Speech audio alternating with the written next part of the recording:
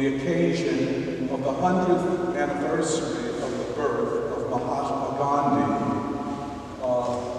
the United States government officially, along with prominent figures in the civil rights and anti-war movements, partnered to celebrate Gandhi's 100th anniversary.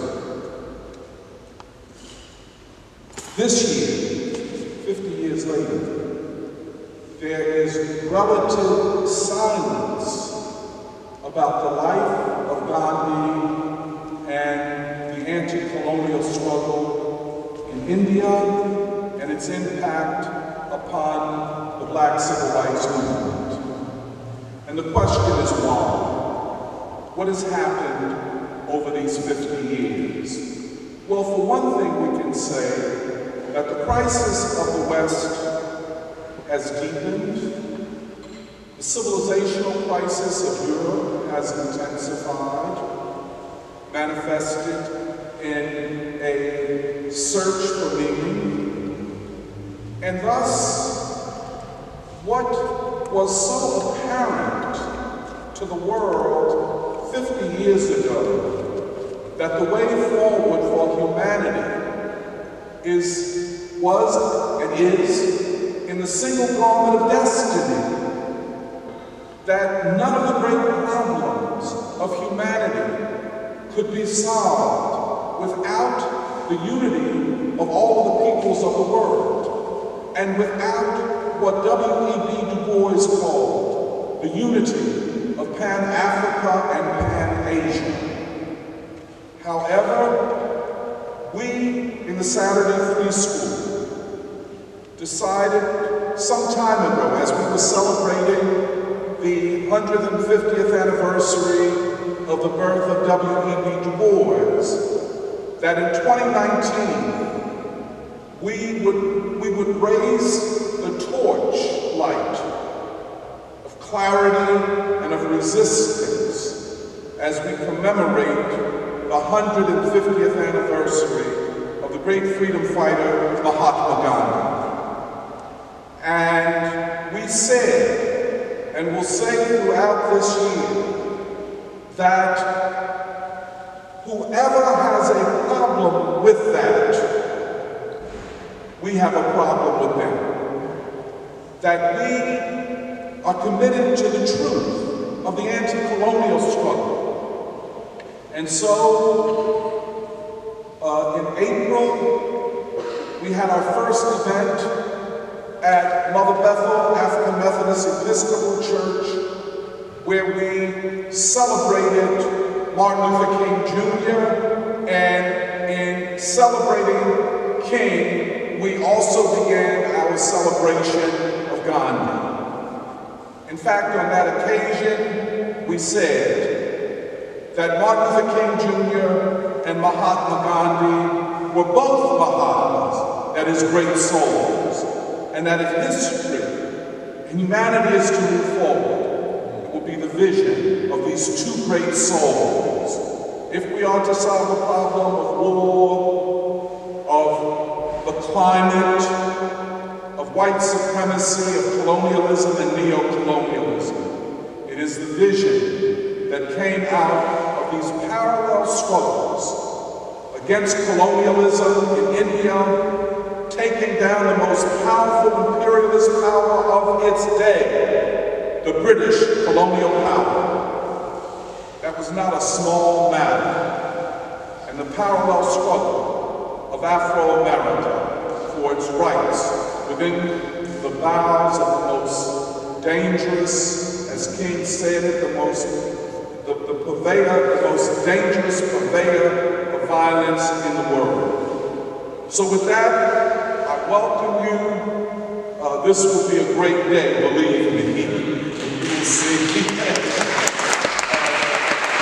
I return to Russia. Thank you.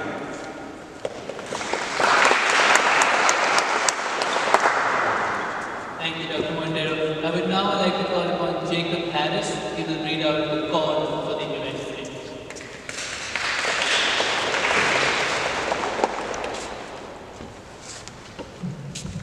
Thank you. The year of 2019 is the 150th anniversary of Mahatma Gandhi's birth. We, in Philadelphia, will continue our celebrations for the year with our second event, Now is the Time, Mahatma Gandhi, Indian anti-colonial struggle and Black freedom movement, where we call on people to look back at the Indian anti-colonial struggle and the Black freedom movement to anchor us today in a new resistance. These are difficult times for people around the world. The ruling elite in the United States has brought the world close to war. The society is driven by increasing violence in the form of white supremacy and economic exploitation, leading to misery and poverty around the country. Philadelphia is the poorest big city in the United States, and all around us, we see an illogical society, unable to provide people with basic needs, but also unable to create meaning in the lives of people. A crisis in which a society is unable to create meaning for those who live in it is a crisis of civilization. And these are signs of the increasing calamity the Western civilization faces. In this time, people are crying out for a new knowledge of morality that can liberate them from the shackles of oppression and create a new meaning in the time of crisis. They are increasingly rejecting elites who control knowledge. They are rejecting experts who stand above the people and exercise authority and control over knowledge. They are rejecting the attacks of these elites on our great freedom fighters. And so we turn to Gandhi as a figure for our times. A celebration of Gandhi is a celebration of the Indian freedom struggle, a multifaceted struggle which heralded the end of colonialism in India and inspired the liberation struggles in Africa and Afro-America. A celebration of Gandhi is a celebration of Martin Luther King Jr., a great soul himself and the greatest interpreter of Gandhi, who provided an extraordinary synthesis and radical practice of the ideas of Gandhi. It is grounding ourselves in the values and ideas of the Black freedom movement and seeking a path forward. A celebration of Gandhi is an interrogation of Western civilization and of the violence in our societies. And finally, a celebration of Gandhi is a call for world peace.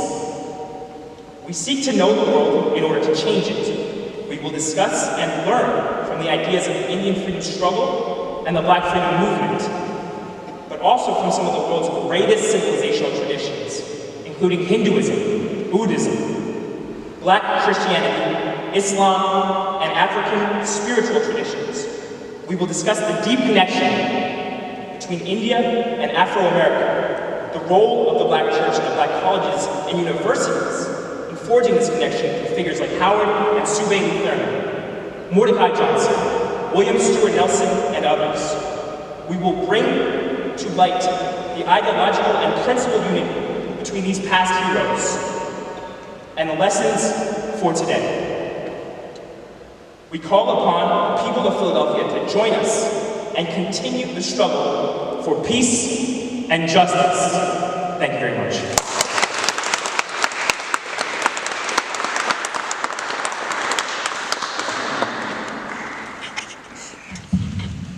Thank you, Jake.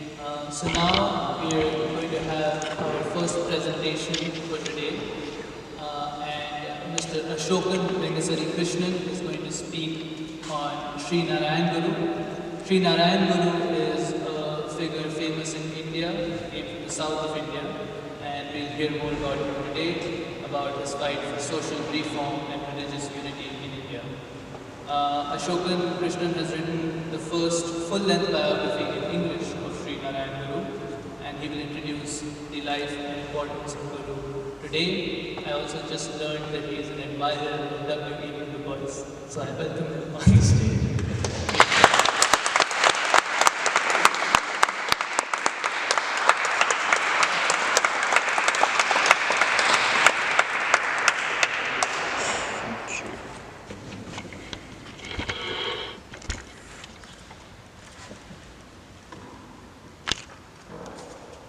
Very nice. Good morning to all of you. My name is Ashokan Krishnan.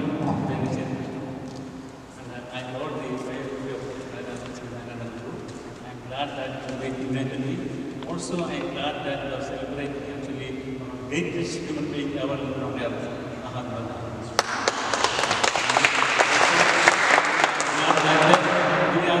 We are actually standing in one of the most unique places on earth, Philadelphia. This is the mother of all freedom struggles. So I am glad that we are having a nice group. I would like to be a part of this group. And like we said, actually, we remember Mahatma Gandhi was one of the most courageous men in history. Throughout his life, he led the battle of right against might and gave voice to the voiceless.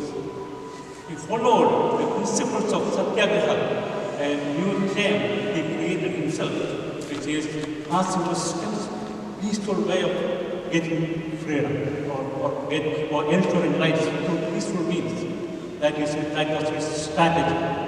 After returning to India in 1915, actually he emulated the same principle in India for achieving India's independence. Gandhi has been the most popular face of India globally, and for the last century. An icon of peace and hope, an embodiment of the aspirations of the weak and the meek everywhere. His legacy continues to inspire leaders across the world as they fight for social justice and dignity, individual dignity. From Martin Luther King Jr. to Aung San Suu Kyi of Myanmar, we can see, and also Barack Obama, the greatest president, one of the greatest president, was very much admiring Mahatma Gandhi. So Mahatma Gandhi was an inspiration for all these great people. His life and message gave them enormous strength and courage. Martin Luther King Jr. said, Christ gave me the message and Gandhi showed me the way. Martin Luther King famously said that. And also this is a quote I read from Barack Obama's. Recently there was a book published about the Obama presidency. And I forgot the author's name. I published that a couple of weeks ago. And this quote is there. Gandhi, Christ showed me the way, the message, gave me the message, and Gandhi showed me the way. Very much inspiring message. I'll be spending the next few minutes on another great Mahatma who lived in India, southern corner of India, the remote corner of India. His name is Sri Narayana Guru, and I'm sure that you may not be. I'm not sure most of them are not familiar with him, but in South Kerala, he is the most popular figure. And also in India, if you read about Indian books, actually the number one books are all about Mahatma Gandhi. So there are so many books about Mahatma Gandhi, and I believe in Malayalam and Kerala there are so many books. The most famous biography, people who wrote about Guru more than anybody else. So that is how he is spoken in Kerala or southern India. And I would like to talk about his life briefly and also his contributions and how he is relevant today. I just want to mention this message. Guru was a special social reformer. He was a special reformer. But the truth is that most of the Mahatmas were broken. If you read actually Mahatma Gandhi's life, we actually see him as a national leader, as a political leader, things like that.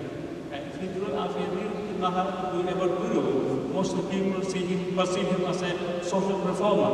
But if you study that life more carefully, we can see that they both were rooted in spirituality. The inspiration came from true spirituality, not the spirituality we actually are familiar, but they were actually, their spirituality mostly the refined way of spirituality. Beyond dogma, beyond the narrow definition of religion, they were actually through their spirit, the essence of spirituality, and actually look at read the history of spirituality, you know that Jesus Christ actually made a revolutionary turn of spirituality.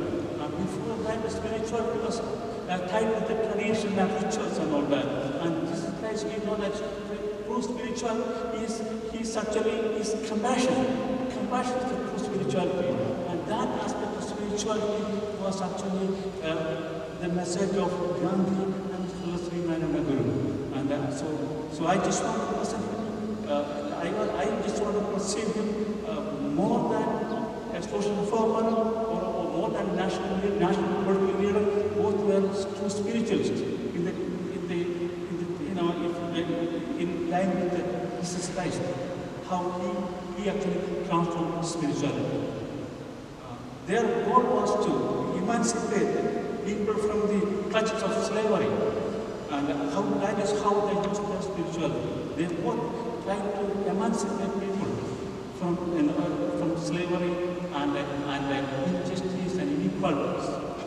When Gandhi wanted to liberate India from foreign powers, Guru tried to liberate people from the narrow dogma of people who were Indians.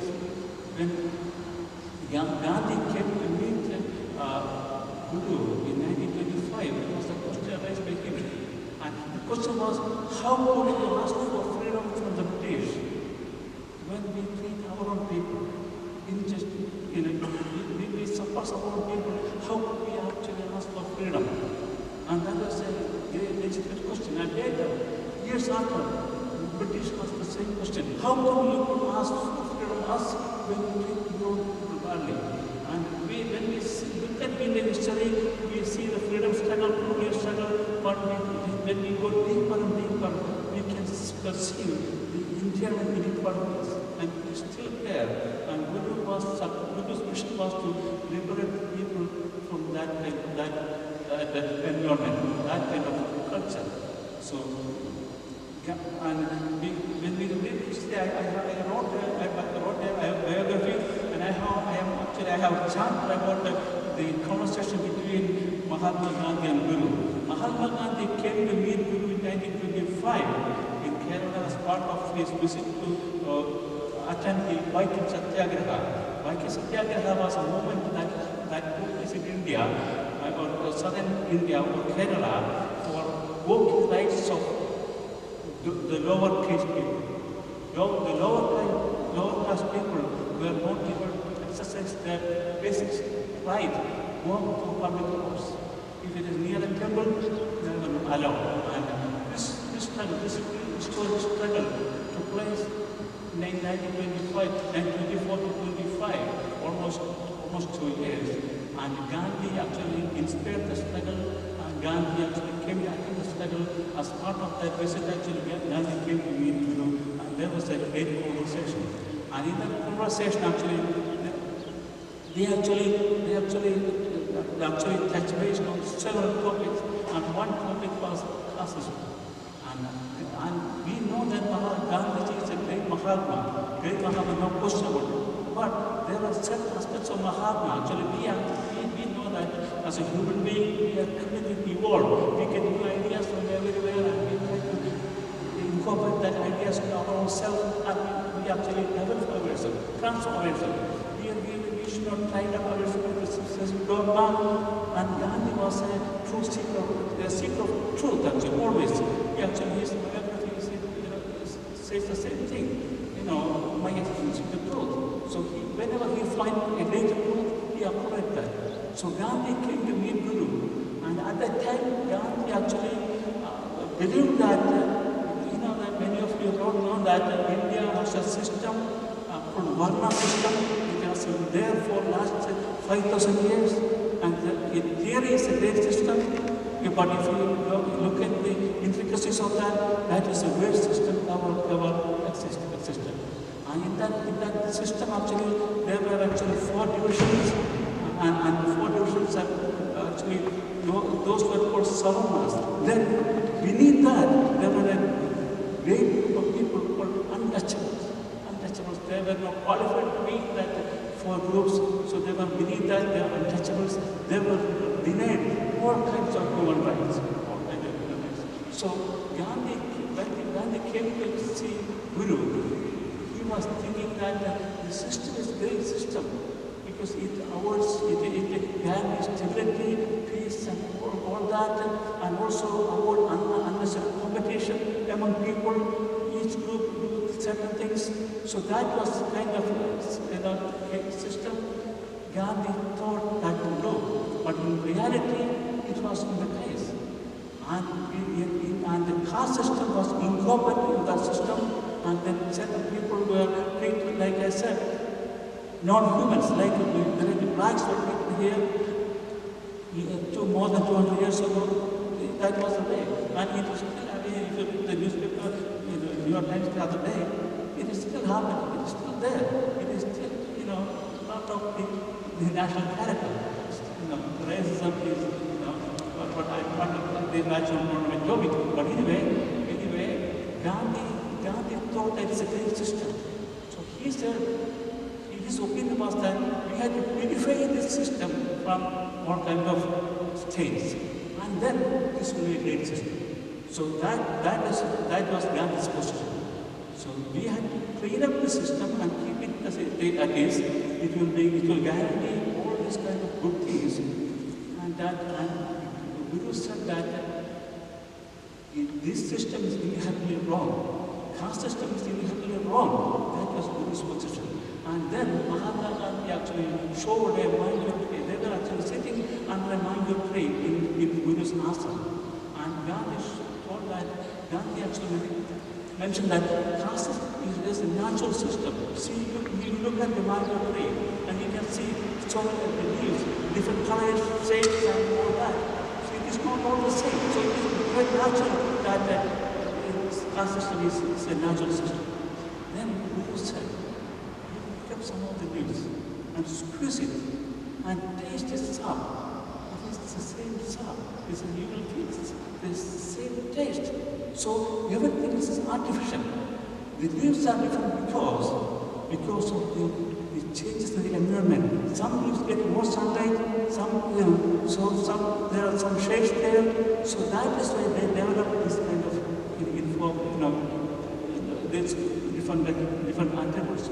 But at the same time, the sap is the same. So what we have to do is we have to change the environment and allow every individual to develop naturally. Then this system will render meaningless. And that was Guru's position at the time. And Gandhi actually understood that logic. And later, Gandhi emulated that philosophy in his later work. And you can see that he actually worked for removing. In 1776, a great message was rendered here, right in Philadelphia, a few blocks from here. Behold, this truth to be self-evident that all men are free people, and they are endowed by the Creator with the self-unalienable rights that among these are life, liberty, and the pursuit of happiness. But that will happen. That will happen. And 1964, I believe, 1963 at the steps of Lincoln Memorial, 63.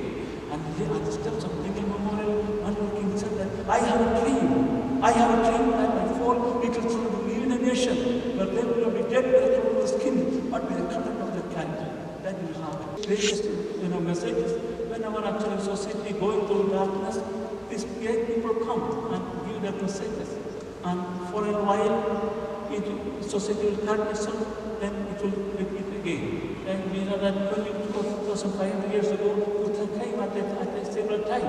And I put my book, I'm referring Buddha, Guru was an incarnation of Buddha and Shankara, or a moving of Buddha and Shankara. Buddha came at a trying time. At the time, caste system was so strong. And then Buddha actually Ahimsa, Mahatma Gandhi's Ahimsa, and Martin Luther King's Ahimsa or non-violence, all actually roots in Buddha's philosophy. Buddha was the greatest being. Our leader actually came and introduced all these new theologies, and for 1,000 years India was prospering. India was on a great place. And then slowly it went away. Slowly it went away. And India was actually crowded with this kind of darkness. And then all of a sudden, then actually for 1,000 years, India was under four rules. One after another, four governments came and ruled India. And the last you know that history, the last British came. And this whole movement came up, led by Mahatma Gandhi. And if you read history, you can see that the time of Mahatma Gandhi, there were so many great souls living in India, so many great souls. From north, west to east, and north to south, there are so many great people. So there's a mass movement of great personalities. But Gandhi remains to be the most favorite person. And Gandhi actually, like a big tree, and we are actually big tree. We are not seeing the other small plants around the big tree. But we have to actually, if you study history and study India, you have to see. We have to read actually know all these great people, and Mahatma and Guru is one of them. Actually, his message is actually a more universal message than Mahatma Gandhi. Because one caste system, like I said, caste system, Guru said that in Sanskrit, Guru said this words, Manushyana Manushuttam. If to count up the caste system, Guru said, Manushyana Manushuttam. That means Manusha is human. Human actually is supposed to define human being. Nothing else.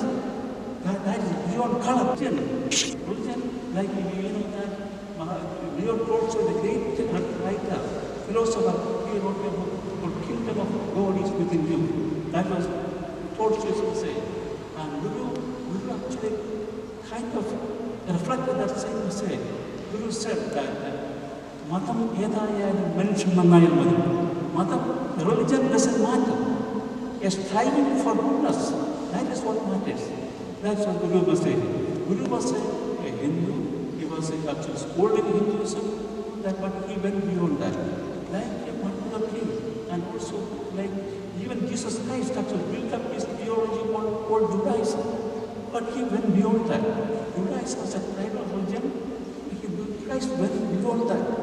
He made it a religion of humanity. Just like Guru actually, through his mission from basic scriptures of India, called Upanishad, Vedas and all that, and he actually transformed that philosophy that can be applied anywhere in the universe. So this was his two greatest messages. Matam Yadaya Manushanayamadi and Manushyana Manushuttam.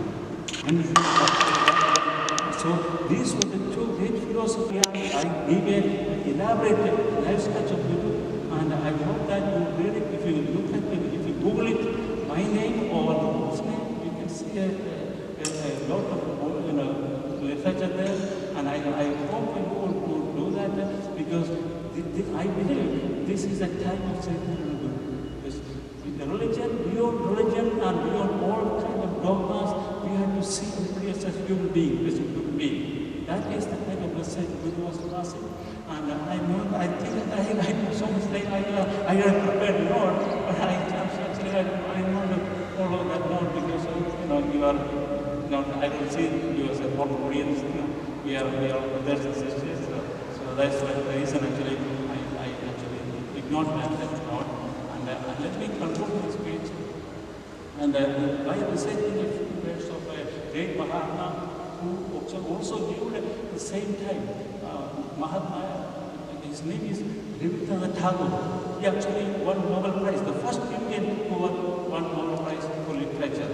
And his name is Rabindranath Tagore, and he actually wrote a book, actually collection of poems, Gita Gini, and it was well received more than so people in all over the world. And he actually also came to see Guru. He also came to see, and he said that I have been traveling all over the world, and I have seen so many great personalities, but I have never seen a more gracious person, a spiritually gracious person than Chaitanya Guru. That was his message. So let me recite a few words from Gita Gini. And many of you are familiar with that. am not sure. Where the mind is without fear, and head is held high, where knowledge is free, where the words come out from the depth of truth, where the tireless striving is arms towards perfection, where the clear stream of reason does not lose its way in the very desert land of dead habits, in the heaven of freedom. Oh Father, let my country awake. Let me, with due apology to Tagore, I just want to amend that verse. Oh Father, lead this whole world to a perfect union. That's my message. And let me thank you all of you. Thank you.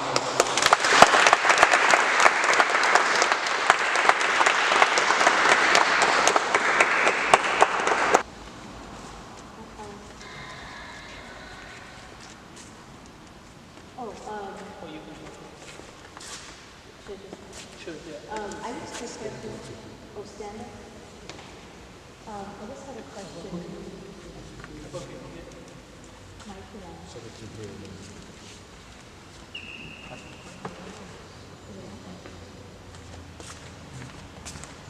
I can speak loud, it's okay. So the question that came to mind.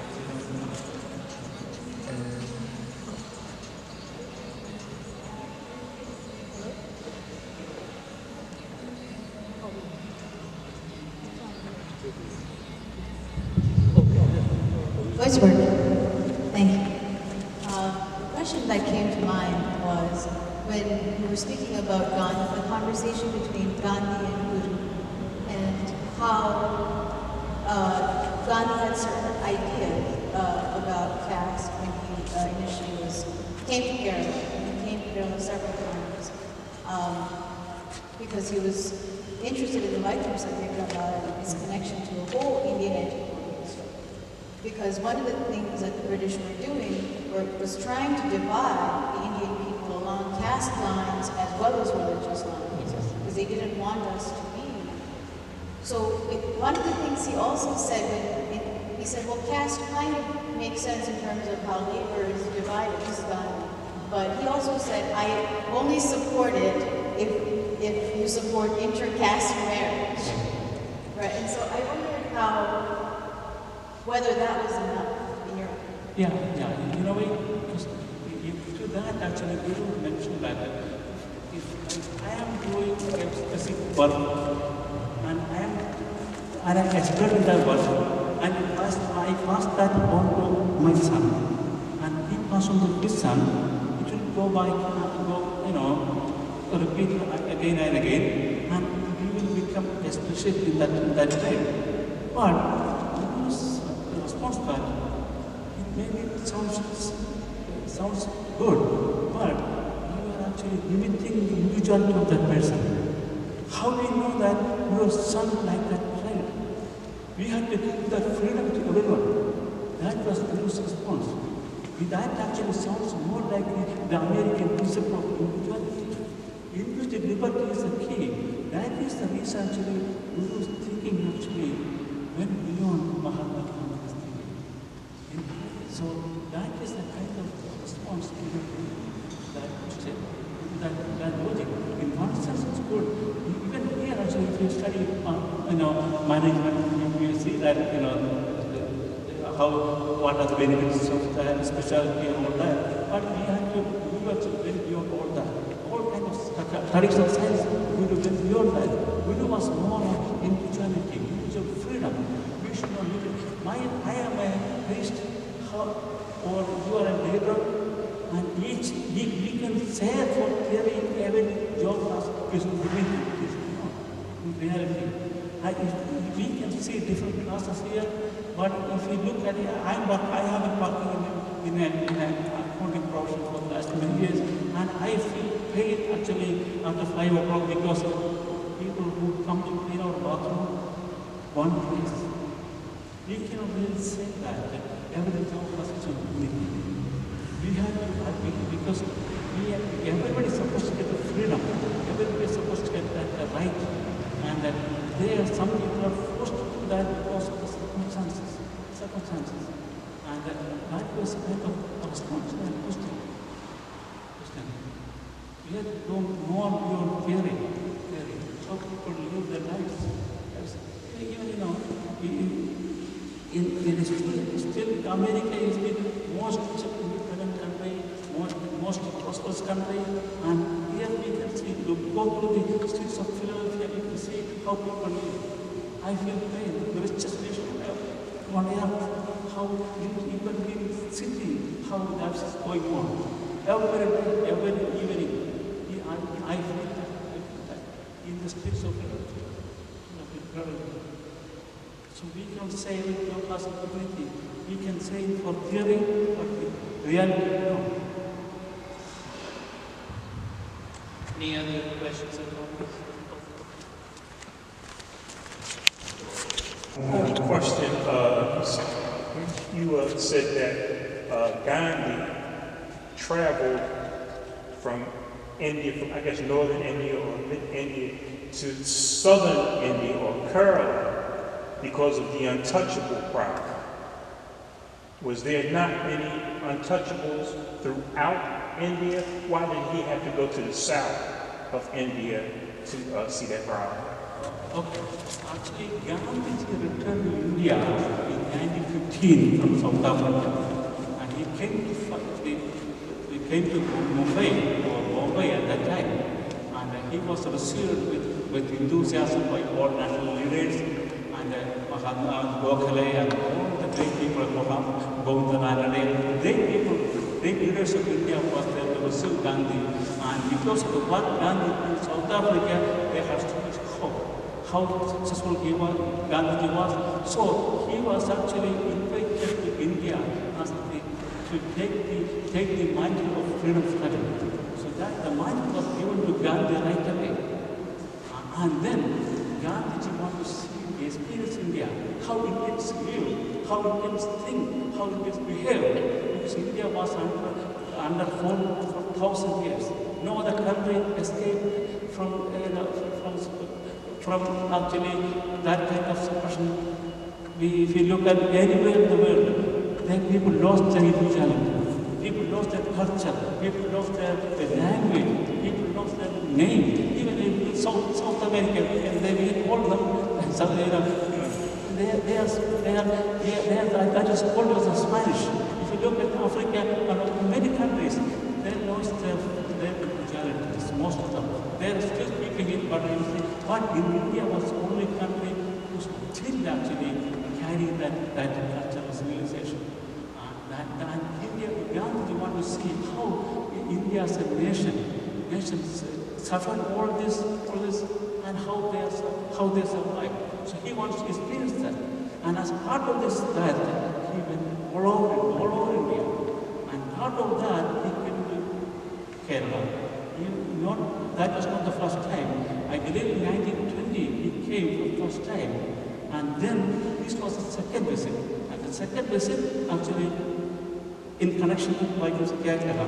And Vaikam Satyagraha was not invented by Mahatma Gandhi. He actually blessed that moment. That was actually happened because of one of Guru's disciple, T.K. Maharan. T.K. Maharan actually a great hero. We can actually, I can see so many faces similar to T.K. Maharan in my history, over here, my history. And also, Dr. Palpu, there's another person called Dr. Palpu, and I actually always see him whenever I read Dr. Palpu, W. Boy's face come to me. Because they both were almost the same thing. And actually I'm writing a book actually comparing these two cultures, two movements actually. And there were so many personalities like that. W. Boy's and W. So this actually movement came naturally because of the situation in Vaikam. There's a big temple there, and the people, like I mentioned that, at that time actually the untouchables were not just lost the freedom to walk, they were not able to educate themselves, they were not able to wear them, plus probably they were not able to even name their children the way the name they wanted. And my book actually has a chapter on that, how people lived at that time. So there were so many things actually. But Gandhi actually picked out this one theme. They had to free, they had to have the right to walk freely.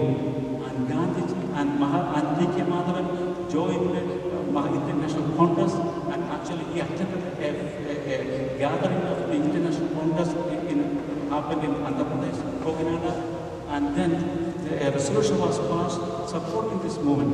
And Gandhiji, as the leader of the international movement, in the independence movement and Congress party, he actually came to Kerala or Vaikam as part of that.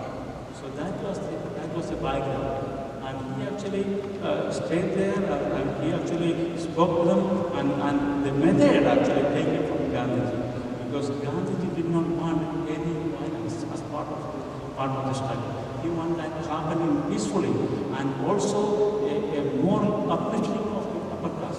He didn't want to get this freedom, get this right forcefully. He wanted to have a moral uplifting, moral transformation.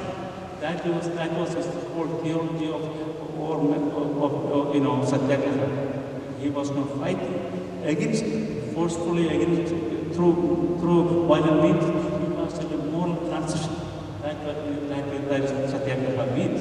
So Gandhi, that's what Vaikam satyagraha, not Vaikam nothing else. Vaikam satyagraha means peaceful means, through trying for moral transition. And 2 years, almost 2 years, the people who participated in satyagraha struggle, and they went through all kinds of struggles, all kinds of atrocities.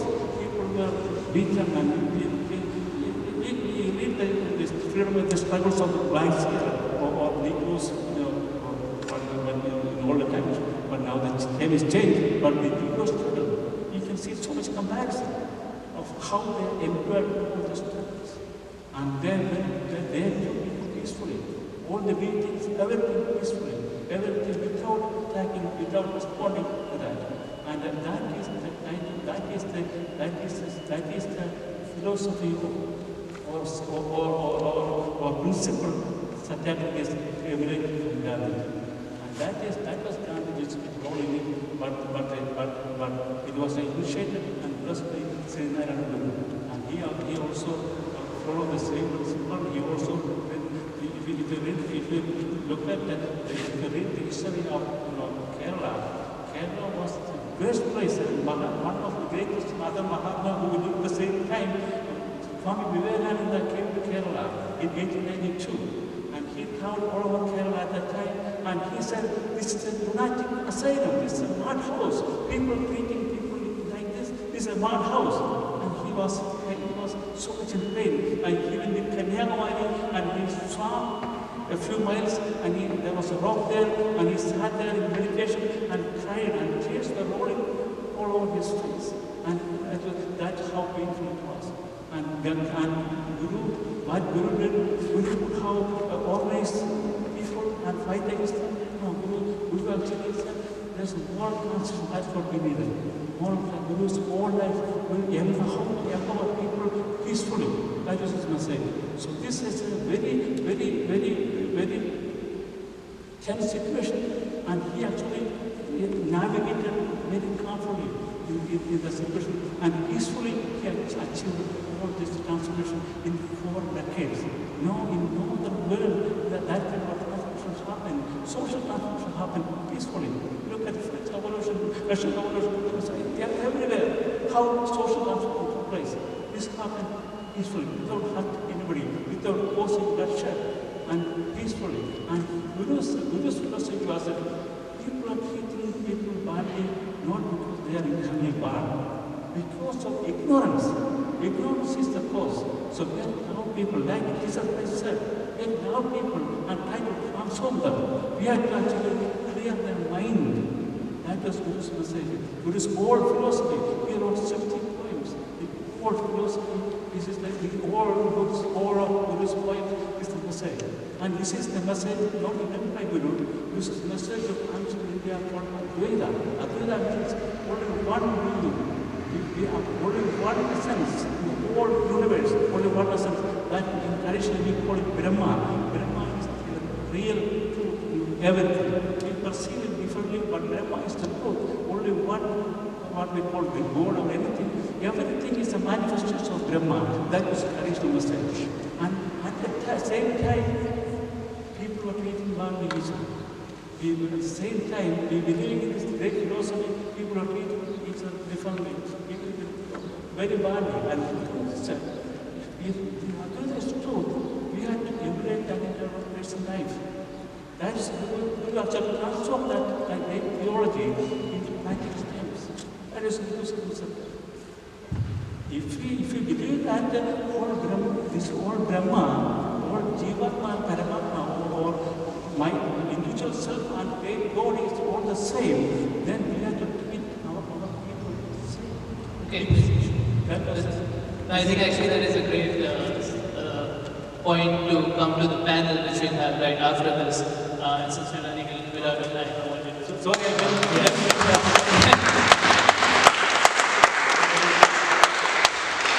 Exactly on the point of great philosophy. So I wanted to thank Mr. Krishnan again for his speech. Who will moderate the first panel and she'll be this time.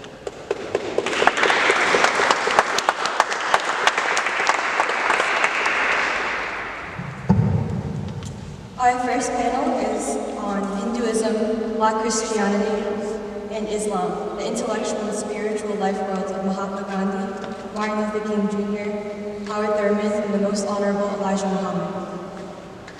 Our panelists who I would like to call up to the stage are Nandita Chaturvedi, Divya Nair, Jahan Chaudhry, and it is a great honor to have here with us today Minister Radhi Muhammad to represent the Honorable Minister of Israel.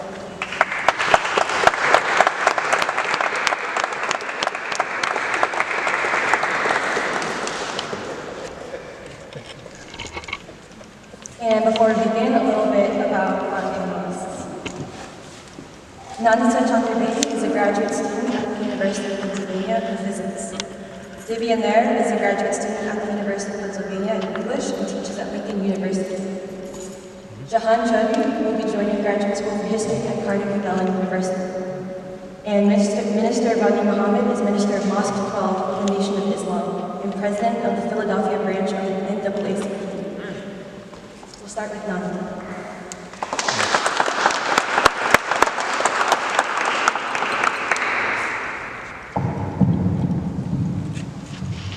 Hello everybody. Can you hear me okay? Okay, before I begin, I just wanted to say that in my presentation, I lean quite heavily on quotes from Dr. King and Gandhi because I tried to say it in my own words and I think I cannot, so I hope you will forgive me for that. But I want to begin by asking the question, what is the criteria by which we should judge a civilization? I think many people in this time fall into the error of judging a civilization merely by its technological progress. However, since the beginning, the progress of civilization has been tied deeply and inextricably to the progress of its morality. The state of each civilization can be measured by the extent to which it embraces the principles of non-violence or ahimsa. In each epoch, humanity has given rise to figures that have acted as its moral conscience and taken it to the next stage of human development. These figures include the Christ, Muhammad, the Buddha, and in recent times, Gandhi and Martin Luther King Jr. The lives of Gandhi and King can only be understood when they are seen as continuing the work of the Buddha or Christ for modern times, and when they are seen as those who continue humanity's age-old tradition of peace fighting. Indeed, Gandhi himself said, Buddha would have died resisting the priesthood if the majesty of his love had not proved to be equal to the task of bending the priesthood. Christ died on the cross with a crown of thorns on his head, defying the might of the whole empire. And if I raise the resistance of non-violence, I simply and humbly follow in the footsteps of the great teachers. Similarly, tying Gandhi into this tradition, King said, Christ showed us the way and Gandhi in India showed it would work, like Mr. Krishnan said earlier. As fighters for peace and the progress of humanity, both Gandhi and King had to combat that interruption in the movement of civilization towards non-violence that held people all over the world in the clutches of poverty and violence. Western civilization. I have seen many people make a difference, make a distinction between Western colonialism and civilization. But King and Gandhi saw that they were both two sides of the same coin. To quote Martin Luther King from 1949, "The greatest need of civilization today is not political security. The greatest need of civilization today is not a well-rounded United Nations. The greatest need of civilization today is not a multiplicity of material goods. The greatest need of civilization today is not the superb genius of science, as important as it is. The greatest need of civilization today is moral progress. On the whole, our material and intellectual advances have outrun our moral progress." He goes on to say, "Yes, the scientific and educational means by which we live can hardly be surpassed, but the moral and spiritual ends for which we live stand almost in a state of oblivion." Thoreau was not indulging in wishful thinking when he wrote the phrase, "improved means to an unimproved end." This phrase could well characterize our modern life. Truly, it seems that our moral standards are lagging behind. In fact, they are breaking down. King here is talking about the lack of a moral basis to Western civilization. He goes on to warn about the collapse of the West if it continues on this path. Unless we can re-establish the moral and spiritual ends of living in personal character and social justice, our civilization will ruin itself with the misuse of its own instruments. I warn you this morning, my friends, we of 1949 AD will not escape the question of our Lord. What does it profit a man if he gains the whole world of means, airplanes, automobiles, skyscrapers, and subways, and lose the end, the soul? Gandhi mirrored King's analysis in the West. He would proclaim, "It is my firm belief that Europe today represents not the spirit of God or Christianity, but the spirit of Satan. And Satan's successes are the greatest when he appears with the name of God on his lips. Europe today is only nominally Christian. In reality, it is worshipping Mammon." Both King and Gandhi saw the evil of Western civilization and its eventual collapse. They sought to warn their people about the dangers of blindly following the West, unquestioning its claims of progress and morality. They knew that mere integration in the case of African America or independence in the case of India without a revolution of values would not free the masses from the yoke of Western imperialism and immorality based in individualism and materialism. The method they employed was one that Christ and the Buddha had used before, a reform of the spiritual life worlds of the people, a new synthesis to show humanity the way forward. In creating the synthesis, they reached upwards into King's third dimension, at the same time being rooted in the people they were from. Perhaps since the Buddha, Gandhi was the greatest reformer of Hinduism. He reformed Hinduism to shun untouchability, to emphasize adherence to the truth and the principles of compassion, non-violence, and selflessness. From under the ruins of poverty, disease, and ignorance that colonialism had left it in, he re-established the spiritual basis of Indian civilization. In doing so, he fashioned Hinduism as the religion of the masses, the religion of the poor, and thus a weapon of struggle. Defining Hinduism, he said, "If I were to define the Hindu creed, I should simply say, search after truth through non-violent means. A man may not even believe in God and still call himself a Hindu. Hinduism is a relentless pursuit after truth, and if today it has become moribund, inactive, unresponsive to growth, it is because we are fatigued, and as soon as the fatigue is over, Hinduism will burst forth upon the world with a brilliance perhaps unknown before." In parallel, Dr. King wrote an imagined letter from the Apostle Paul to American Christians. In this letter, Paul speaks to American Christians about their allegiance to man-made systems rather than to the truth. Paul says through the words of King, "But American Christians, I must say to you, as I said to the Roman Christians years ago, be not conformed to this world, but be ye transformed by the renewing of your mind. Or as I said to the Philippine Christians, ye are a colony of heaven. This means that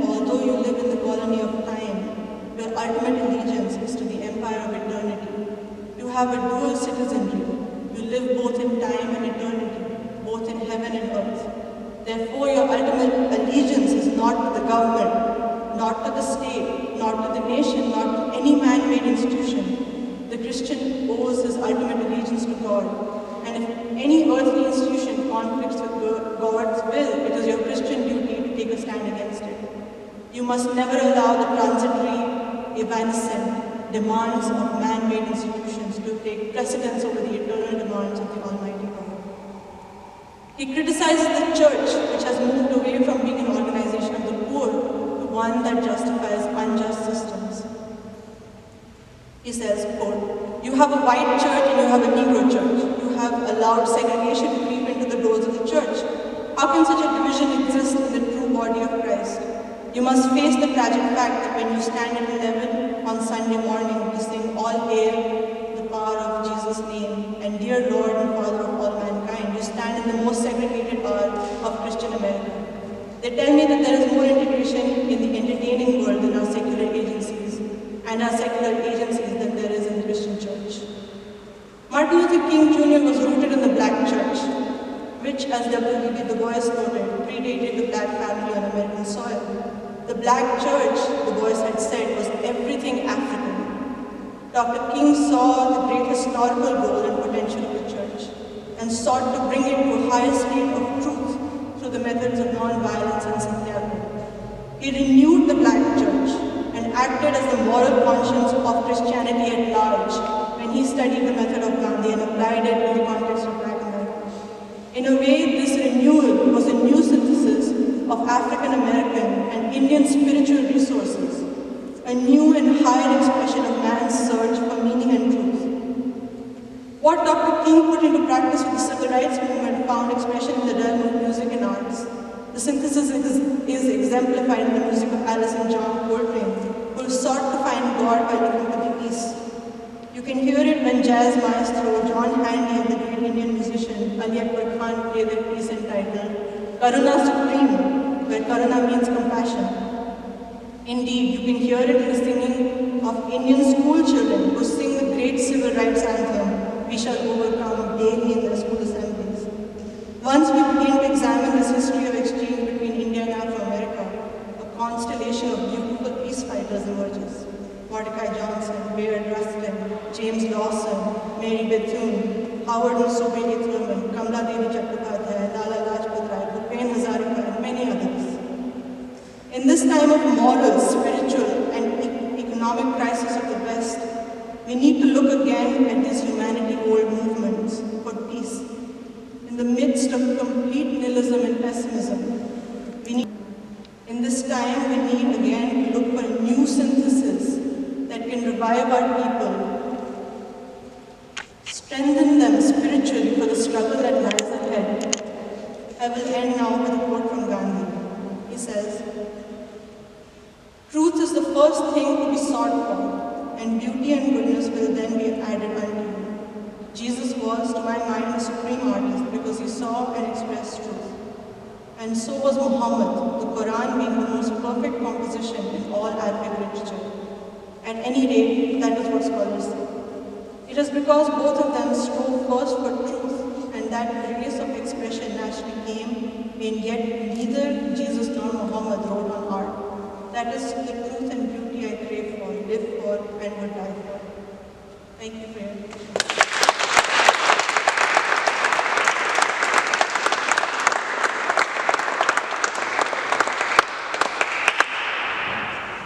And now Divya will come up.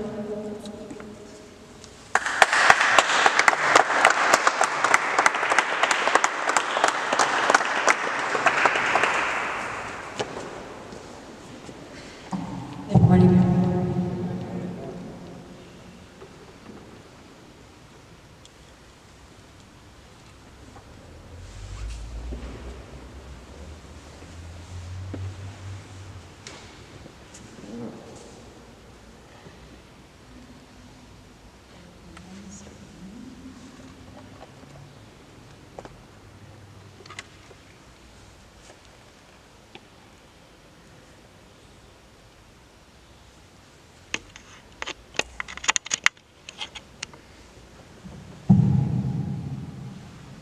So my talk is titled Gandhi's Gospel of Love.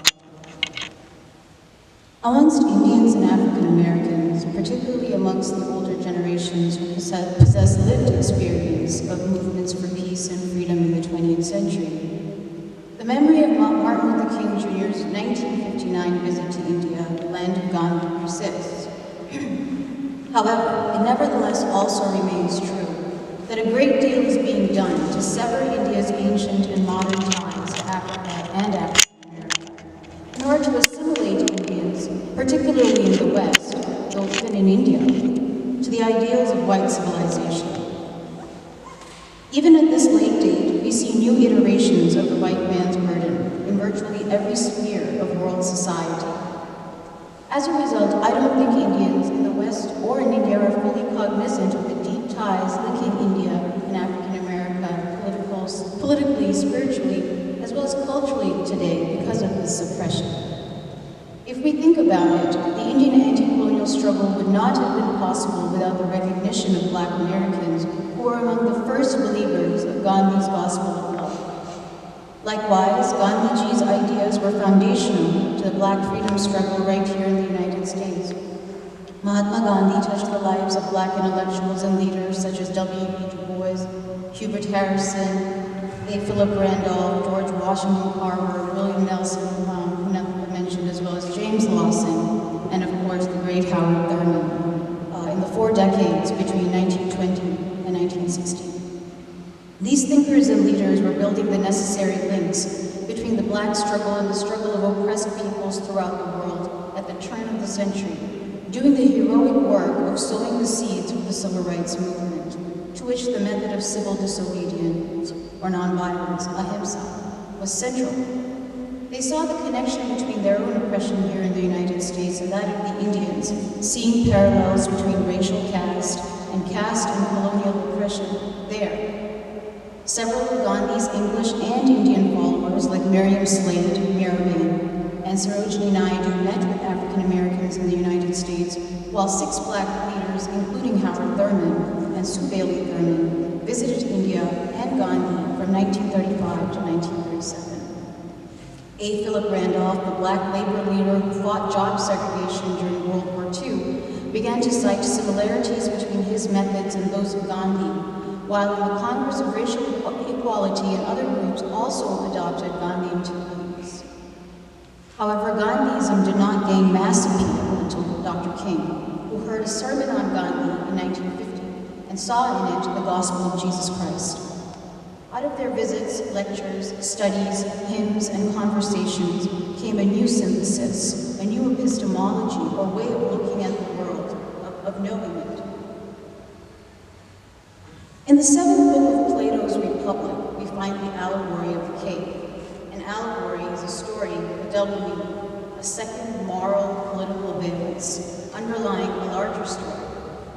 In the allegory of the cave, we find a group of prisoners who have been chained to one another in a cave facing a wall. Behind them, meanwhile, there is a fire, and their captors are carrying on with their lives and, of course, ignoring the suffering of the prisoners.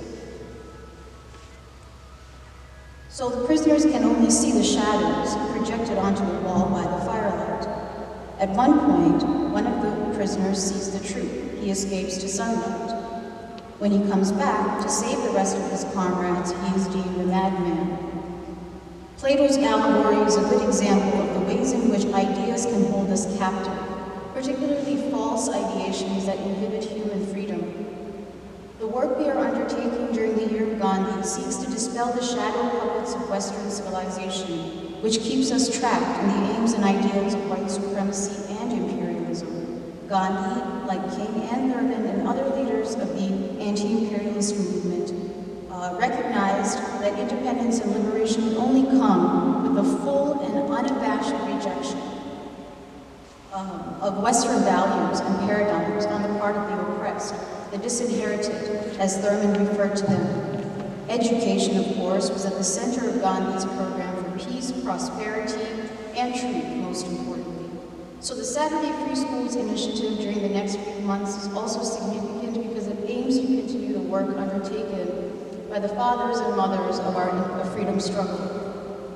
The historical continuities and unities between African America and India have not received much attention because of the imperial record of history which predominates. We know, however, that Asia has been linked to Africa through trade and civilization for millennia. These relationships were destroyed by European colonialism and slavery. Consequently, today, Indians in America are forced to assimilate to the ideals of white society and reject their black brothers and sisters often. This is because the Indian immigrant who has been assimilated can be turned more easily into a willing servant of Western empire and its ideals of war, theft, perjury, and rape. That's why W.B. Du Bois is so very important to us at the Free School. He showed us, like Gandhiji, that in fact Indians can join African Americans in their struggle for peace here in the United States, in solidarity with their brothers and sisters in India. This is where our unity of the Free School emerges, and this is where I think the hope lies, in recognizing the true significance of our history and discovering what it means for us to relate in the 21st century, in common struggle and brotherhood. For as King said, we are all wrapped in a single garment of destiny. In fact, this is what the novel Dark Princess is all about, the unity of Pan-Africa and Pan-Asia in the struggle against imperialism. Dark Princess, by the way, is a novel by W.B. Du Bois, and this unity between Pan-Africa and Pan-Asia is embodied in the romance between Matthew Towns and Princess Calcutta, an Indian princess, who falls in love with Matthew, who is an African-American doctor, patterned after Du Bois himself in many ways. Matthew flees to Berlin, where he meets the princess after he's barred for medical school examinations due to the color of his skin. I should add here that when we read this at the Free School, I did not have the luxury of learning about Dark Princess until my arrival at the Free School, in spite of my training in literature. Learning about the history recounted in the novel helped me see how connected our struggles are and prompted me to teach a class about Dark Princess at Lincoln University, where I presently teach. In my time at Lincoln, which awarded Dr. Montero an honorary degree, I also had a chance to teach courses on King, Gandhiji, and Du Bois. I'm grateful for the chance to practice this knowledge that we have cultivated at the Free School at such a venerable institution, which has captivated me since arrival. I am learning, for instance, of the high regard in which Kwame Nkrumah, a graduate of Lincoln, held Gandhiji, whose philosophy and sacrifice also galvanized the Ghanaian independence struggle. Dr. King and Fred Scott King were present at the Ghanaian celebrations as well, independence celebrations. It was also here that I learned about the long line of presidents, professors, alumni, and students who traveled to India over the course of the 20th century. For instance, William Nelson taught a course on the philosophy and methods of nonviolence at Howard University in the 1950s and established the Gandhi Memorial Lecture there. To understand the spiritual importance of the ties established in this epoch, we ought to bear in mind Gandhiji's philosophy of nonviolence, which was influenced, as we heard, by the principle of ahimsa, the negation of violence. So himsa is violence, and ahimsa is the negation of himsa. And satyagraha, holding on to one's soul force in the struggle for truth and the battle for peace. Gandhiji incorporated both of these concepts into his political philosophy. His thought, however, cannot be limited to Hinduism, as he was influenced by all faiths, particularly examples of the Buddha and Jesus, which he cherished towards the end of his life in particular, where he was betrayed like Christ was in the Garden of Gethsemane. Gandhi studied the New Testament closely and was particularly drawn to Jesus' Sermon on the Mount in the Gospel of Matthew. As Jesus said in his sermon, "Blessed are the peacemakers, for they shall be called the children of God. Blessed are ye when men revile you and persecute you, and shall say all manner of evil against you falsely for my sake." Gandhi said in response, "I have not been able to see any difference between the Sermon on the Mount and the Bhagavad Gita." He would write at least 6 commentaries and translations of the Gita and was constantly interpreting the text, which appears to most of us as a manual for warfare. However, Gandhi understood it as a handbook of nonviolence, as Gandhi said in his interpretation of Gita.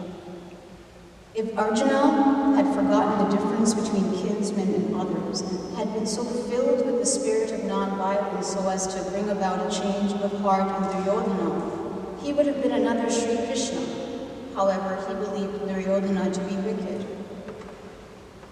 It is not uncoincidental that Matthew is also the name of the protagonist of Du Bois' novel, Dark Prince. It was the most beautiful and perfect work of literature in Arabic, as he put it, and I read the quote already, so I won't read it again, but it was the one about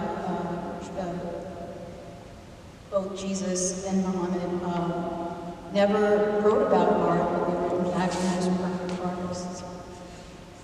In his spiritual message to the world, he said that God is true because he is love, and because he is love, he is light, which in turn gives birth to life, like a flower growing towards the sun. Life, he argued, was sacred, and the British had decimated Indians of all faiths by this point through lynchings, torture, war, starvation, and all manner of unspeakable crimes.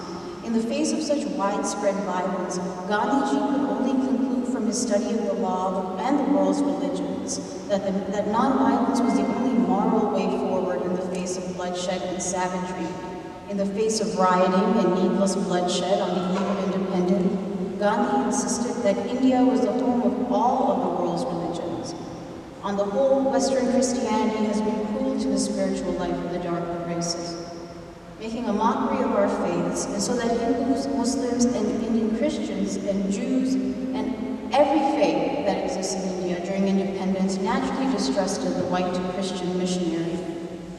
However, amongst Indians, there is also a deep reverence and love for Jesus Christ, Allah, Mother Mary, and the teachings of the Bible, of which, of course, Indians, like African Americans, have a very different interpretation and application, as we see from the mural from this church. Christianity arrived to India in the 3rd century and evolved in a distinct way. This is what Howard Thurman also discovered upon traveling to India, Sri Lanka, and Burma.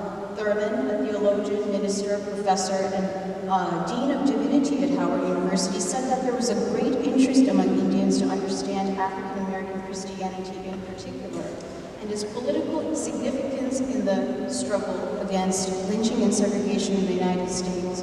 During their brief 3-hour conversation, Thurman asked Gandhi, quote, "I want to know if one man can hold violence at bay," to which Gandhi replied, "If he cannot, you must take it that he is not a true representative of ahimsa." So from this prophecy, we learn that the principle of ahimsa is none other than the law of love, which Jesus held as a supreme commandment, and Gandhi also recognized.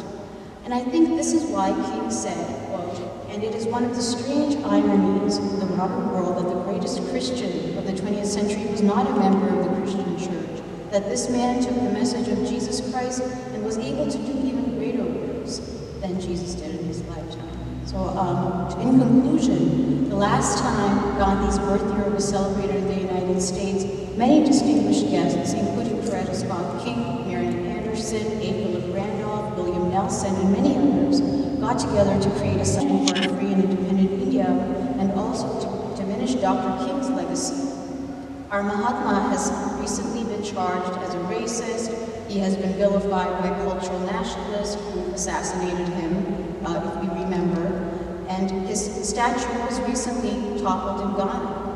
However, Gandhiji's influence on Kwame Nkrumah, the leader of Ghana's leadership of the struggle against British oppression, is forgotten.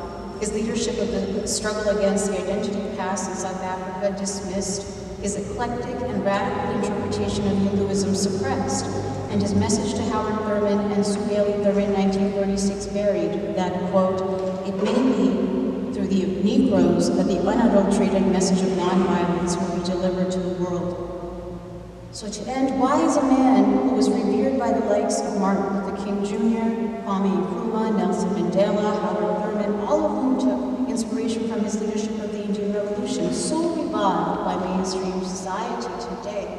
And does this actually say something about us? And does it beg? Also saw the struggle of their peoples, Indians and African Americans respectively, as deeply linked to those of victims of white civilization around the world. And both had tremendous belief in the potential of their people and their traditions. Indeed, the formation of the Nation of Islam, which can be traced back to 1930, occurred just as the Indian independence movement was reaching a mature and militant phase under the leadership of Gandhiji. And this also marked a new direction in the struggle of the darker peoples of the world against colonialism generally. Thus, the Nation of Islam comes into being at a time when Afro-America is becoming increasingly conscious of the worldwide nature of the struggle against white supremacy. In the subsequent years, there is one notable overlap in the lives of Gandhiji and Mr. Muhammad. As some of you may know from yesterday's movie, it was in the 1940s, with the advent of World War II, that Gandhiji announced what would really be the final campaign of the Indian independence movement, what's known as the Quit India movement, in which he said that under no condition should Indians participate in the British war effort, because India was not free. In this same moment, Elijah Muhammad stood in opposition to his people's participation in the American war effort for the same reasons, because black Americans were not free. According to one study I read, about 3/4 of African American draft resistors in World War II were members of the Nation of Islam. And Mr. Muhammad himself was imprisoned because of his opposition to this war. And often the members of the Nation of Islam would identify with the Asiatics that the Americans were fighting, rather than the white American army. So from this we can see that both leaders shared a commitment to non-cooperation in white men's wars, and considered such ventures as proof of the moral degeneration of the white worldview. Moving forward, as I'm sure many of you are aware, there was another great moment in which the Nation of Islam was involved in war resistance, and that is the war in Vietnam. Most famously, Muhammad Ali would refuse to serve during Vietnam in the American Army, in an unjust war against poor colored people, an event that led to a mass rebellion against the war among African Americans, both within the United States and those who had already been serving in the U.S. Army. In doing so, Ali became a giant inspiration for the darker peoples of the world. And this is evidenced by some of the photos we have on display in the back of his visit to South Asia. And I think it's a great tragedy that a lot of times when the story is told, Muhammad Ali is isolated from his teacher and the movement which nurtured him intellectually and morally, and backed him up in his protest against the war.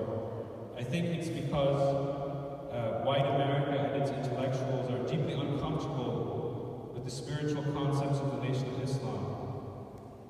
Even though they may be uncomfortable, Mr. Muhammad's message deeply speaks to the experiences of the black masses and oppressed masses throughout the world. One topic which often makes white America uncomfortable is the concept of the white devil, something you may have heard before. I'm very happy that none shared Gandhi's quote in Western civilization. I think it dovetails very nicely with Elijah Muhammad's concept of the white devil. Mr. Muhammad taught that the white devil, or the white man, has become a devil because he's taken on an evil nature. White civilization is at its core unrighteous. In the same way, another quoted Gandhi said that the basis of Western civilization is really Satan, and that Christianity is not really the religion, is a worship of mammon. And I don't think this is a biological statement. This is a moral and spiritual judgment of a civilization which dehumanizes the colored people of the world. And so building on this concept, Mr. Muhammad taught the concept of the Asiatic black man. The original man was the Asiatic black man. And as we know from history, that the original people lived in Africa and Asia. Europeans are a much younger civilization. And it was also Mr. Muhammad that taught that Europeans or the white man were grafted from the Asiatic black man and had gained this unrighteous nature. This is essentially what we find in the secular historians such as Du Bois and others, who describe the West as a civilization whose material foundations in the Holocaust, known as the transatlantic slave trade and colonialism throughout Asia, Africa, and the New World, led it to embrace white supremacy as its central feature, making the problem of the 20th century the problem of the global color line. The Honorable Elijah Muhammad gave this same theory a cosmological and theological theological dimension based on the spiritual life world of the black poor, and in a racially conscious reading of Christian and Islamic scripture in light of the unique insights of Black America. Furthermore, this concept of the Asiatic black man, that there is no separation between Asia and Africa, is a concept illustrating the essential unity of Pan-Africa and Pan-Asia in a world united for a different vision for humanity. So, building on this concept of the devil within Western civilization, Mr. Muhammad also taught that the task before the oppressed black masses was to separate from such a wicked civilization. That is not merely a physical separation, but a complete rejection and unlearning of the values taught by such a civilization, which is the only way for the black man to recover his original spiritual nature. This analysis of the civilization of the West as the great evil facing humanity is one that Gandhi centered in his worldview as well. Using the concepts of satyagraha, the great inner struggle for truth through outward action, and ahimsa, a higher morality toward questions of violence, Gandhi also tasked the Indian masses with the same objective: to not only struggle for political emancipation, but to recover the higher values that set India's civilization apart from the immorality that had developed in the West. For Gandhiji, as I think for Elijah Muhammad, Swaraj or self-rule or independence was not just about Indians ruling their own lands, but also recovering and ruling their own souls. I think it is significant that both men understood religion not as a set of inherited dogmas or merely ritualism, but the spiritual life world of the masses. Both emphasized deep philosophical study in a religious language accessible and familiar to their respective people. Both emphasized educating their people about knowledge of self that had been obscured by the white system. Both also emphasized knowledge of the world. It's very significant that both Gandhiji and Mr. Muhammad were responsible for establishing pioneering newspapers for their people that would analyze domestic and world events in a way that was against the grain of white supremacist propaganda. For the Nation of Islam, we have the example of Muhammad Speaks and The Final Call. Gandhi established many newspapers in many languages, including Young India, Harijan, and others. But for both men also, knowledge of self required a high level of practice, a high level of discipline. For both members of the Indian National Congress and the Freedom Movement and the Nation of Islam, this meant strict discipline down to the level of language, diet, and dress. For example, both highlighted the evils of alcohol as a form of control by the white power structure over their people.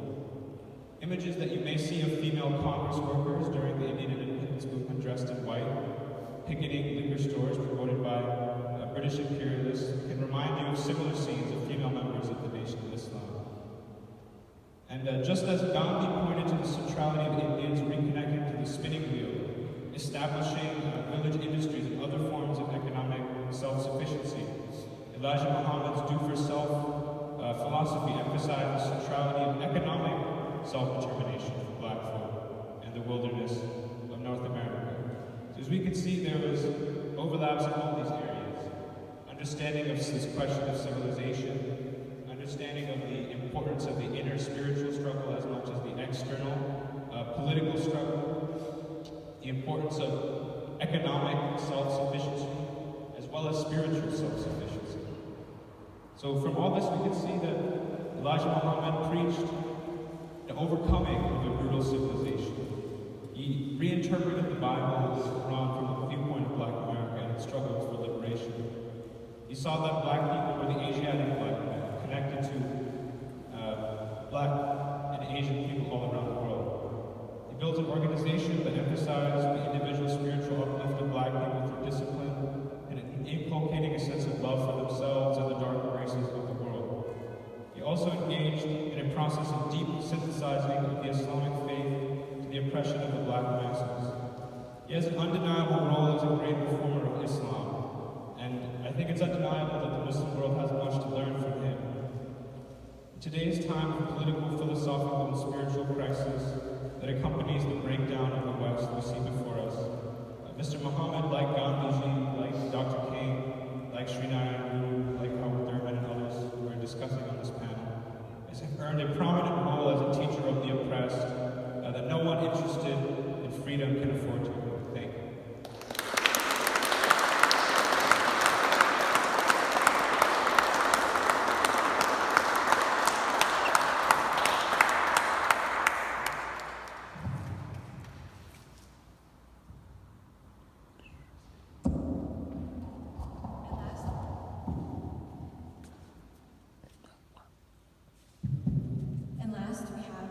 Gandhi Mahatma.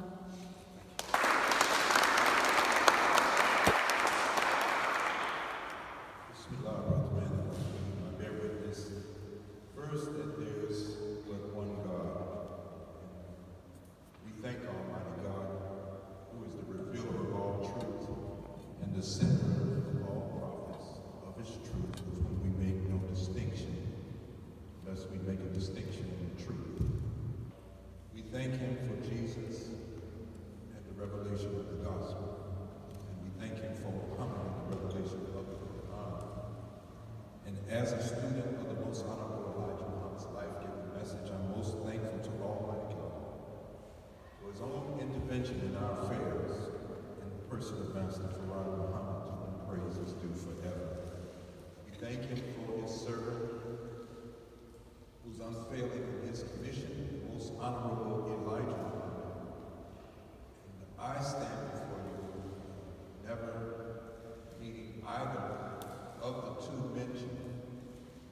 I stand before you only because I'm eternally indebted for their student, their apostle, and servant. He is my leader, teacher, and guide today in the Honorable Louis Farrakhan. So I extend to all of you the greeting words of peace in the language and tongue of our fathers. Salam alaikum. Those words simply mean peace be unto you. I want to thank you all for this gathering and the talk, and I thank all of the speakers that have come before us. I only have a few remarks so we can get on with the discussion. I think that Mahatma Gandhi would not have been known by many of the masses of black people who were not for Dr. King. Dr. King was a Baptist minister, and I remember in the city where I'm from, in Chicago, I believe, the Baptist convention ended up rejecting him and putting him out. But all the way across the globe, Hindu inspired him in the work of nonviolent direct action. That was Mahatma Gandhi. I remember the words of Dr. King when he visited Calcutta. He talked about nearly a million people being hungry. And he thought about how then, in the 60s, America was spending $1 million a day to store surplus food. He said, I found myself saying, I know where they could store that food free of charge in the wrinkled stomachs of the hundreds of millions of people that go to bed hungry at night. He said of this land that he was in that America has spent far too much of its money trying to establish military bases around the world rather than a basis for genuine concern and understanding. And that's the universal rule that men like Gandhi, men like Dr. King, men like Malcolm X, the Honorable Elijah Muhammad, and others were born out of. They are men who have a rendezvous with destiny that they can't escape and they can't seem to get out of.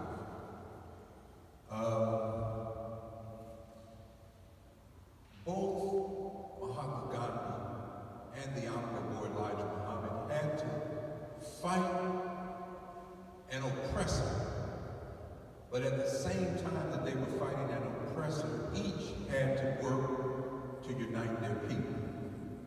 So they had to do this, from my vantage point, they had to do this simultaneously. Both the Honorable Elijah Muhammad and Mahatma Gandhi chose unarmed resistance.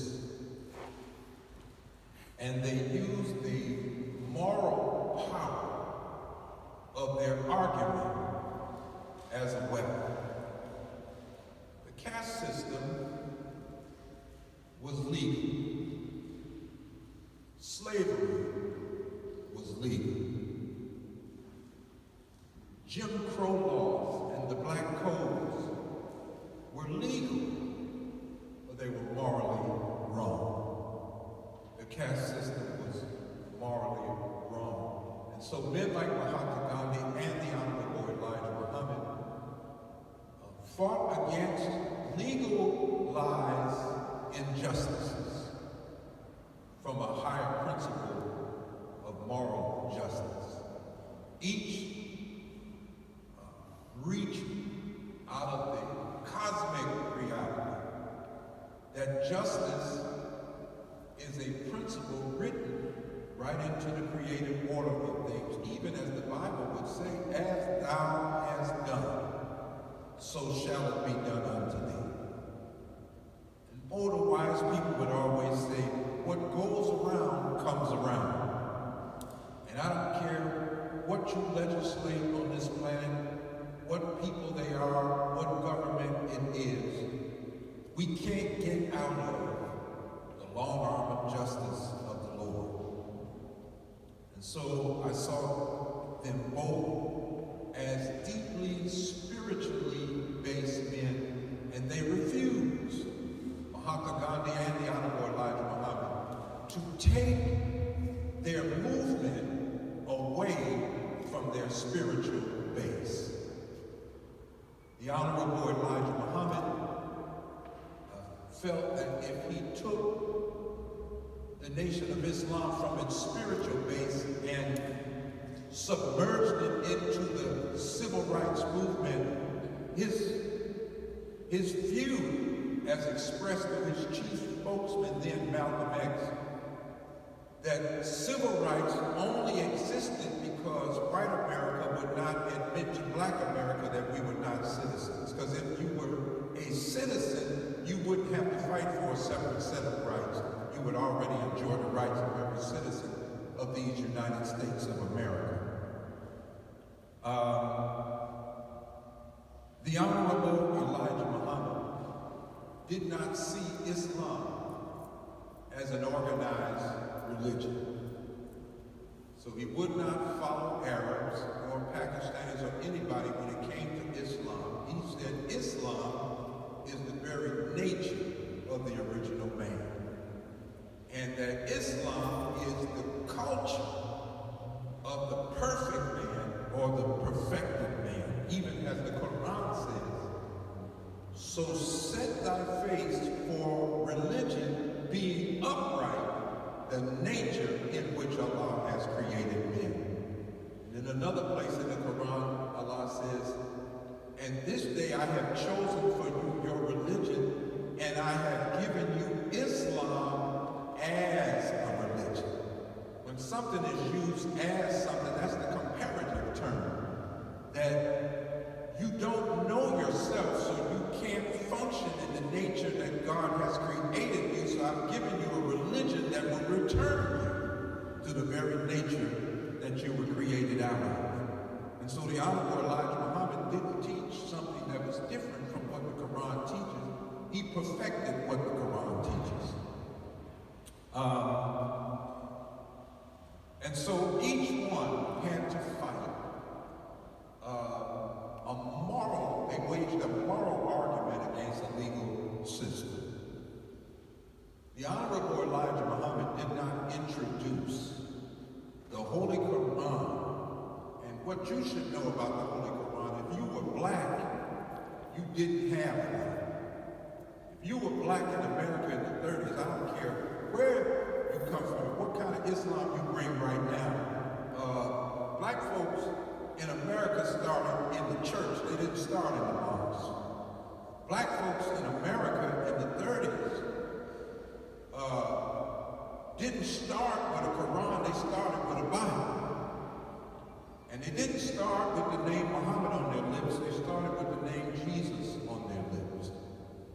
And as the Honorable Elijah Muhammad began to raise the consciousness of his people, really being commissioned in 1933, he didn't introduce a Holy Quran to the Nation of Islam until 1960. So the question is, what book did he teach them out of? Until 1960, it was the Bible. All of the work of reform that you saw taking place in Black America that came under the leadership of the Honorable Elijah Muhammad, it came as a result of him teaching us right out of the Bible, Old Testament and New Testament, to show that he had a higher view and a more perfected view and interpretation of that book, and those that lived by it, they became a manifest reality of it. It would take the NAACP to demonstrate and prove the Honorable Elijah Muhammad's point that we were fighting white world supremacy and black self-hatred at the same time. Thurgood Marshall had a skill. His record in arguments before the Supreme Court for the NAACP, out of 31 times going to the Supreme Court, he won 29 out of his 31 attempts. He would deliberately lose a case at the lower level and at the appellate level so that he could get to the Supreme Court, so that if he won at the Supreme Court level, it would set a national precedent.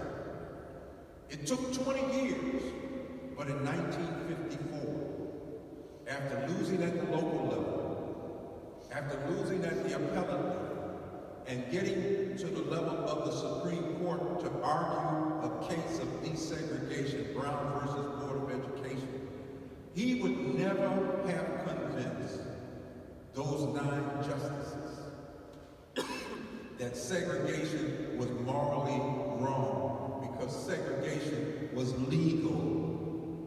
Dr. King didn't go change the law. Dr. King challenged the local municipalities on a law that got changed at the Supreme Court level, fought by Thurgood Marshall in 1954. What did Thurgood Marshall do to convince 9 justices that living under segregation was morally wrong?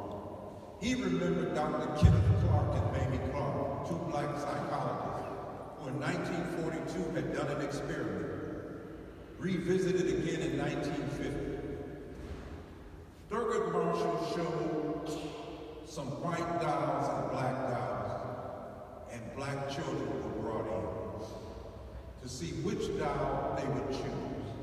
To the child, to the black child, the number of them, they all chose the white doll over the black one. When the girls were asked, why didn't you choose a black doll? They said the black doll was evil. And they chose the white doll because it was more angelic. And what Thurgood Marshall showed those 9 justices, this is the result. These are the scars of segregated living and the indignities that we had to live under. And so he won that case. My last point is, the Honorable Elijah Muhammad understood integration. And so he worked towards something different.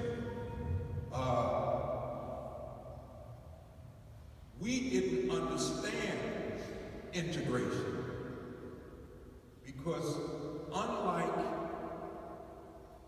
Gandhi, who wanted his people independent from British rule, you have to remember Dr. King used nonviolent direct action not to be independent of whites. He was trying to get whites to change their mind and include black folks. So he was going in the opposite direction of Gandhi, which is the way the Honorable Elijah Muhammad didn't want to go. Because when a people have been robbed of the knowledge of themselves and they don't really know who they are, they fill themselves up with others. So to integrate, as Du Bois articulated the argument from the NAACP, it meant that we should share in the public spaces that all of our tax dollars pay for. But what happened to black folks when we went to integrate, we didn't integrate, we assimilated. Because as the Honorable Elijah Muhammad said, we had no root in ourselves. How does that happen? It starts, he says, the Honorable Louis Farrakhan said, it starts with an attitude. And from an attitude, you sow and cultivate a belief system. If the attitude is white is supreme and everything else falls under it, then ultimately you have an unwritten belief system that lives inside the minds of the people. Not only the people who are white, but then the blacks drink the Kool-Aid. And they begin to accept it and then accept their place in that society. After you successfully sow a belief system, and you do it through two institutions, education and religion. The first thing you do in education, as Hannibal Freak used to say, there's an African proverb, all one need know what type of society one wants. That'll determine your educational system. If you want a society where whites are ruling and everybody else is ruled by them, then your classroom will reveal what type of society you want. That means if I'm a black child in a classroom in 1950s, 1960 America, I'm not going to see myself in the textbooks. And by the time I see myself, I'll be in such a dim light that I will start believing I don't deserve a higher place in the civilization. The other thing you have to realize is that religion had to be used to sanitize the idea.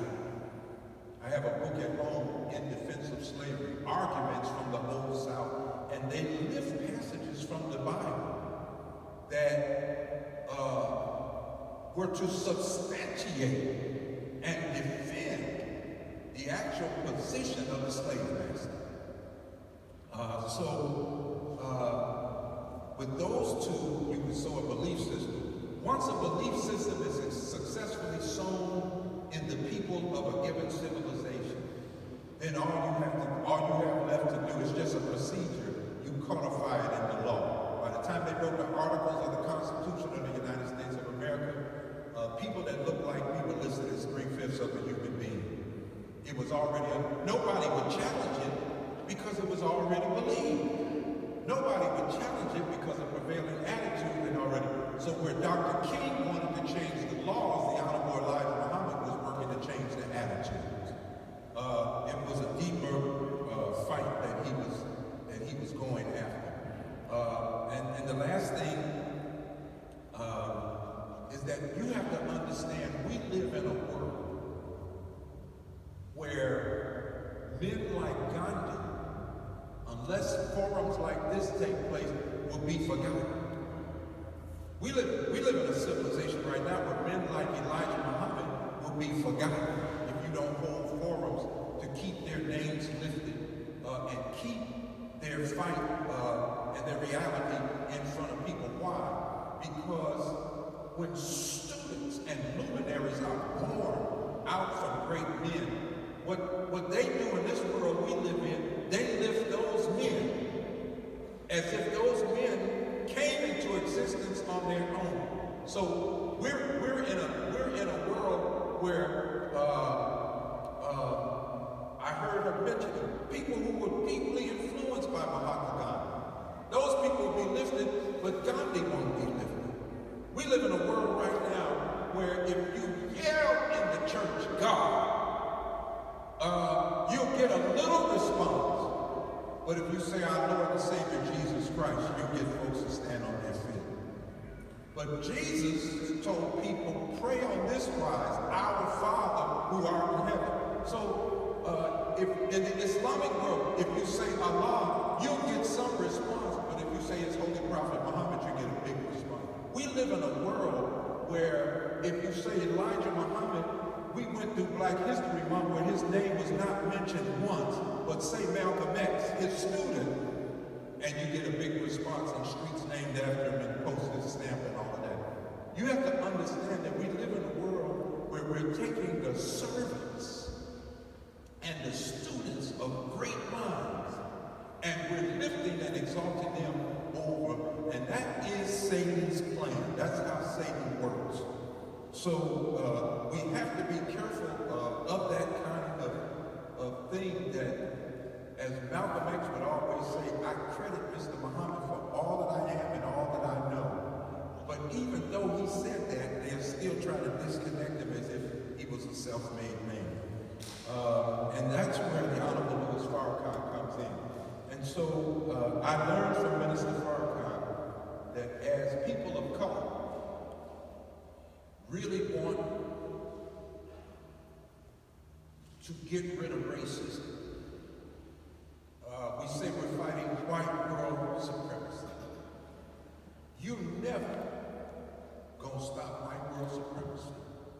And you're never gonna stop racism trying to change the mind of the racist or the person that holds that kind of thinking.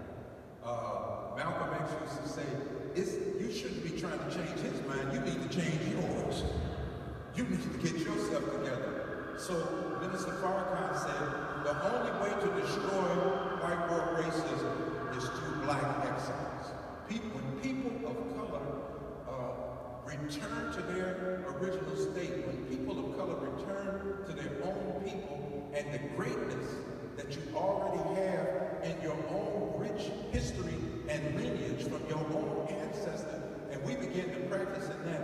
I have seen whites that think very little of black folks today. But if you take even the most bigoted white all the way back, when you get to the threshold of those folks that built the pyramids and that, they have great discussions over these people. They never use the N-word. They never find derogatory, demeaning terms. Why? Because the work was too doggone great.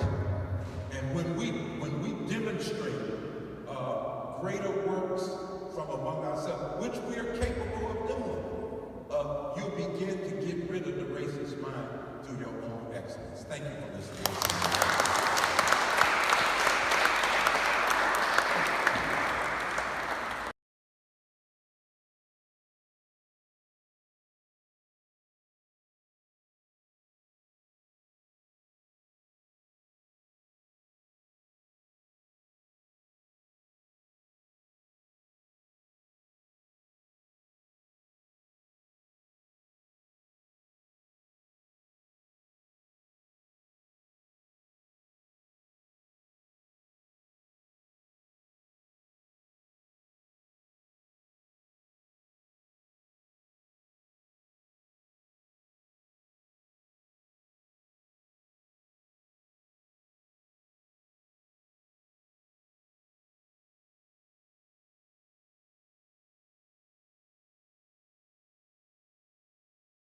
Half of today, we are going to have a presentation by P.K. Somarajan, who is respected leader of the Upper Darby community and part of this organization SNDP, which is based on the views and philosophy of Sri Narayan Guru, who we heard about also in the morning. And later on, we'll have one panel, and then finally we'll close with some cultural celebrations. So I'm going to start by asking P.K. Somarajan. He's going to speak about Sri Narayan Guru, the Vaikom Satyagraha, and Gandhiji. I'm going to invite him to come and give his presentation.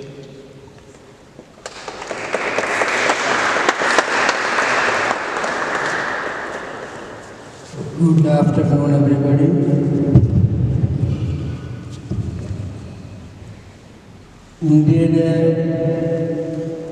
South India സംസ്ഥാനമായ കേരളത്തിൽ നിന്ന് വന്ന ആളാണ് ഞാൻ. I am from the southern Indian state of Kerala. കേരളത്തിന്റെ ഭാഷ മലയാളമാണ്. The language of Kerala is Malayalam. ഇംഗ്ലീഷോ ഹിന്ദിയോ പോലെ നിസ്സാരമായ ഒരു ഭാഷയല്ല മലയാളം, വളരെ ടഫാണ്. It's very unlike English or it's very unlike English or the other Indian languages. It's very difficult to learn. വലിയ സാഹിത്യകാരന്മാരും Indian പ്രസിഡന്റും ഒക്കെ ഉണ്ടായിട്ടുള്ള ഒരു സംസ്ഥാനമാണ് Keralam. The state has produced many leaders and truth tellers.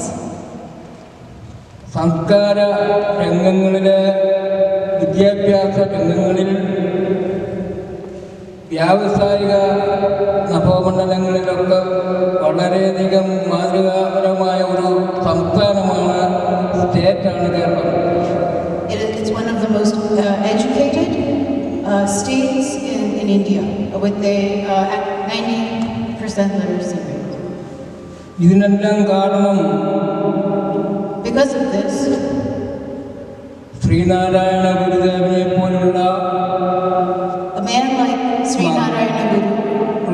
മഹാത്മാക്കൾ ജനിച്ച ഭൂമിയാണ് കേരളം.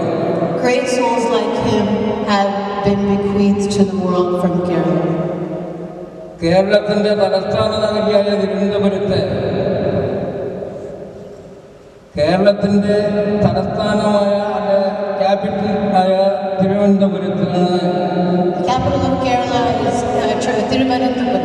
ഒരു കൊച്ചു ഗ്രാമത്തിൽ, ചെമ്പഴന്തി എന്ന് പറയുന്ന കൊച്ചു ഗ്രാമത്തിൽ, ഒരു കൊച്ചു കുടുംബത്തിൽ, കൊച്ചു വീട്ടിൽ ജനിച്ചതാണ്. I am from a small village called, ചെറിയ വീട്, ചെറിയ സാഹചര്യങ്ങൾ, with a small house, with a small livelihood. അദ്ദേഹം പണ്ഡിതനായിരുന്നു, പഠിത്തമുള്ള, വിദ്യാഭ്യാസമുള്ള, അറിവുള്ള ആളായിരുന്നു. Was a very educated man. സാധാരണ ജനങ്ങളെ, സാധുക്കളെ ജാതിയുടെയും മതത്തിൻ്റെയും പേരിലല്ലാതെ പ്രാണവായു എല്ലാവർക്കും തുല്യമാണെന്ന് ലോകത്ത് കാണിച്ചു കൊടുത്ത വലിയൊരു ആത്മാവാണ് അദ്ദേഹത്തിനുണ്ടായിരുന്നത്. പ്രാണവായു, ഓക്സിജൻ എല്ലാവർക്കും തുല്യമായി കിട്ടുന്നു എന്ന് പറഞ്ഞ ഏക വ്യക്തി ലോകത്തുണ്ടായത് ശ്രീനാരായണ ഗുരുവാണ്. He was like, he gave oxygen to the oppressed peoples of Kerala, and he made students out of them. അദ്ദേഹം ശ്രീനാരായണ ഗുരു യോഗിവര്യനായിരുന്നു, തപസ് ചെയ്ത. Srinarayana Guru was a yogi. He would engage in tapas, which is a kind of meditation, a prolonged meditation on different moral questions. കാഷായ വസ്ത്രം ധരിക്കാത്ത ഏക സന്യാസി ശ്രീനാരായണ ഗുരുവാണ്. സന്യാസ വൃത്തിയിൽ ഏർപ്പെട്ടിരിക്കുന്ന പലരും പല രീതിയിലുള്ള വേഷവിധാനങ്ങളാണ് ചെയ്തിരുന്നത്. എന്നാൽ തൂവെള്ള ഉപയോഗിച്ചിരുന്ന ഋഷിവര്യനായിരുന്നു ശ്രീനാരായണ ഗുരു. ഋഷിവര്യൻ സന്യാസി. He was a monk. അപ്പൊ അങ്ങനെ ഉണ്ടായിരുന്ന സംസ്കാര സമ്പന്നമായ കേരളത്തിൻ്റെ തെക്കേ അറ്റത്ത് നിന്നും തുടർന്ന് അദ്ദേഹം ഒരു മതം ഉണ്ടാക്കിയിട്ടില്ല, ഒരു ജാതി ഉണ്ടാക്കിയിട്ടില്ല. 1903 He doesn't believe in caste or differences in caste or creed. So the slogan is one caste and one creed, because we're all human beings. അദ്ദേഹം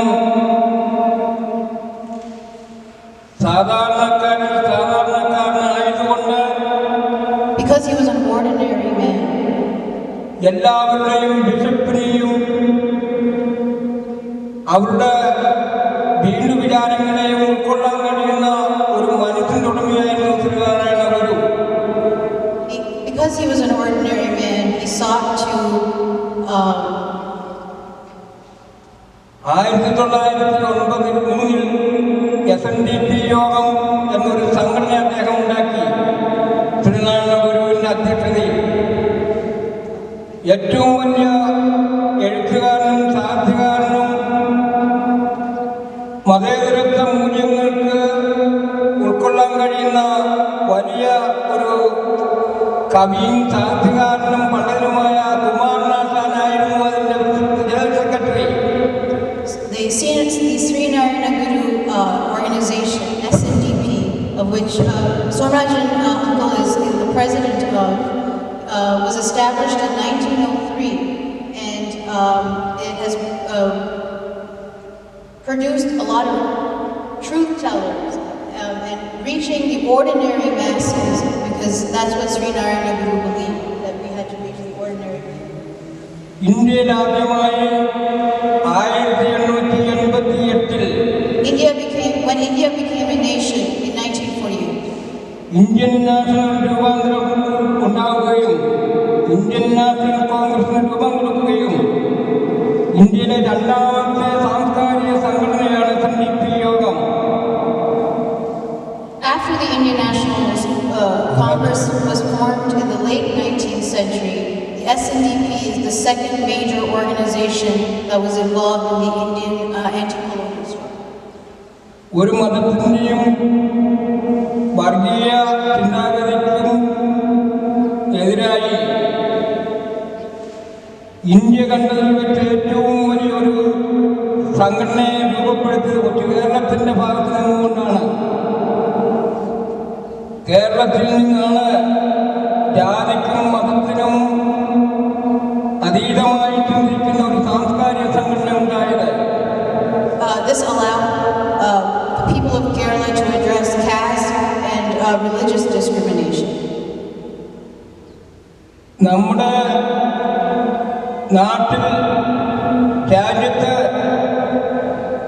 ഹിന്ദു, മുസ്ലിം, ക്രിസ്ത്യൻ, ബുദ്ധ, പാഴ്സി, സിന്ധി തുടങ്ങി നൂറുകണക്കിന് ജാതി വ്യവസ്ഥകളുണ്ടായിരുന്ന ഭാരതത്തിൽ India is home to all of the world's major religions, from Buddhism to Hinduism to Islam and many others.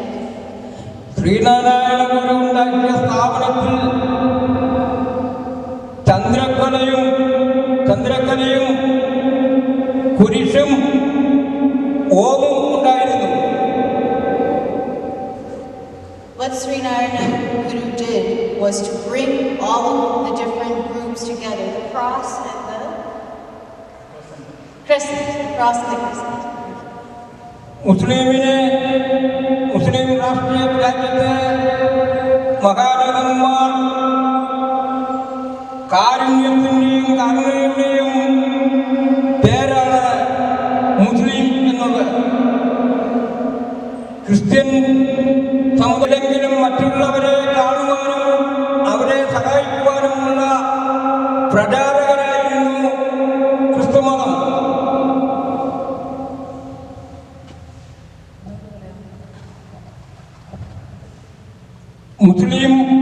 Muslims ഇത് കാരുണ്യമുള്ളവൻ എന്നാണ് നബി തിരുമേനി വാഴ്ത്തപ്പെട്ടിരിക്കുന്നത്.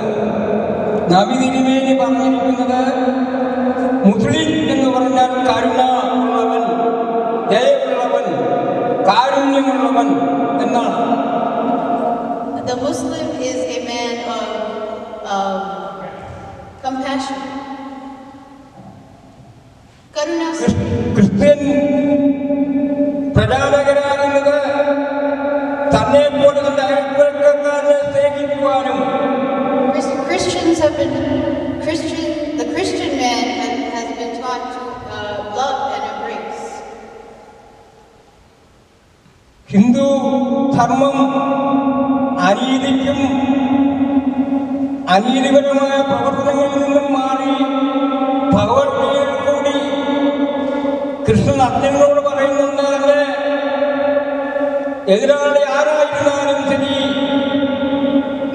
അത് നോക്കണ്ട, അവനെ എതിർക്കണം, സ്വന്തം അമ്മാവനായാൽ പോലും എന്ന് ഭഗവത്ഗീതയിൽ പറഞ്ഞിട്ടുണ്ട്. Hinduism asks you to judge a man by his actions, and this is what the message of the Lord Krishna was. സ്നേഹത്തിന്റെയും സമാധാനത്തിന്റെയും സാഹോദര്യത്തിന്റെയും ഉദാഹരണമാണ് രാജ്യഭരണം എടുത്ത് കളഞ്ഞിട്ട് ശ്രീബുദ്ധൻ ബുദ്ധമതം സ്വീകരിച്ചുണ്ടാക്കിയത്.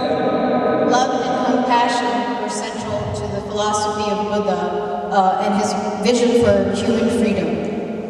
ആ സുഖസൗകര്യങ്ങളെല്ലാം എടുത്തു കളഞ്ഞ് കാഷായ വസ്ത്രം സന്യാസവൃത്തി തുടങ്ങി എല്ലാം പോയത് മനുഷ്യനെ സ്നേഹിക്കുവാനും അവരെ വളർത്തിയെടുക്കുവാനും അവരെ വിദ്യാഭ്യാസപരമായി ഉയർത്തുവാനും അവരുടെ പട്ടിണി മാറ്റുവാനും വേണ്ടിയുള്ളതാണ് എല്ലാ മതങ്ങളും.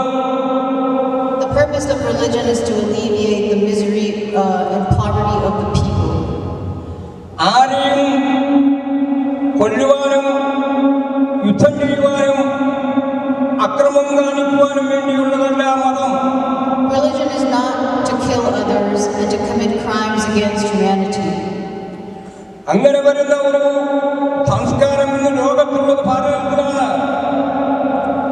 ഭാരതീയ സംസ്കാരം ലോക ജനതയുടെ മുന്നിൽ അമ്മ, അച്ഛൻ, സഹോദരങ്ങൾ, സഹോദരിമാർ, കുട്ടികൾ, കുഞ്ഞുങ്ങൾ, കൊച്ചുമക്കൾ തുടങ്ങിയ കുടുംബ ജീവിതമുള്ള ഏക രാജ്യം ഭാരതമാണ്.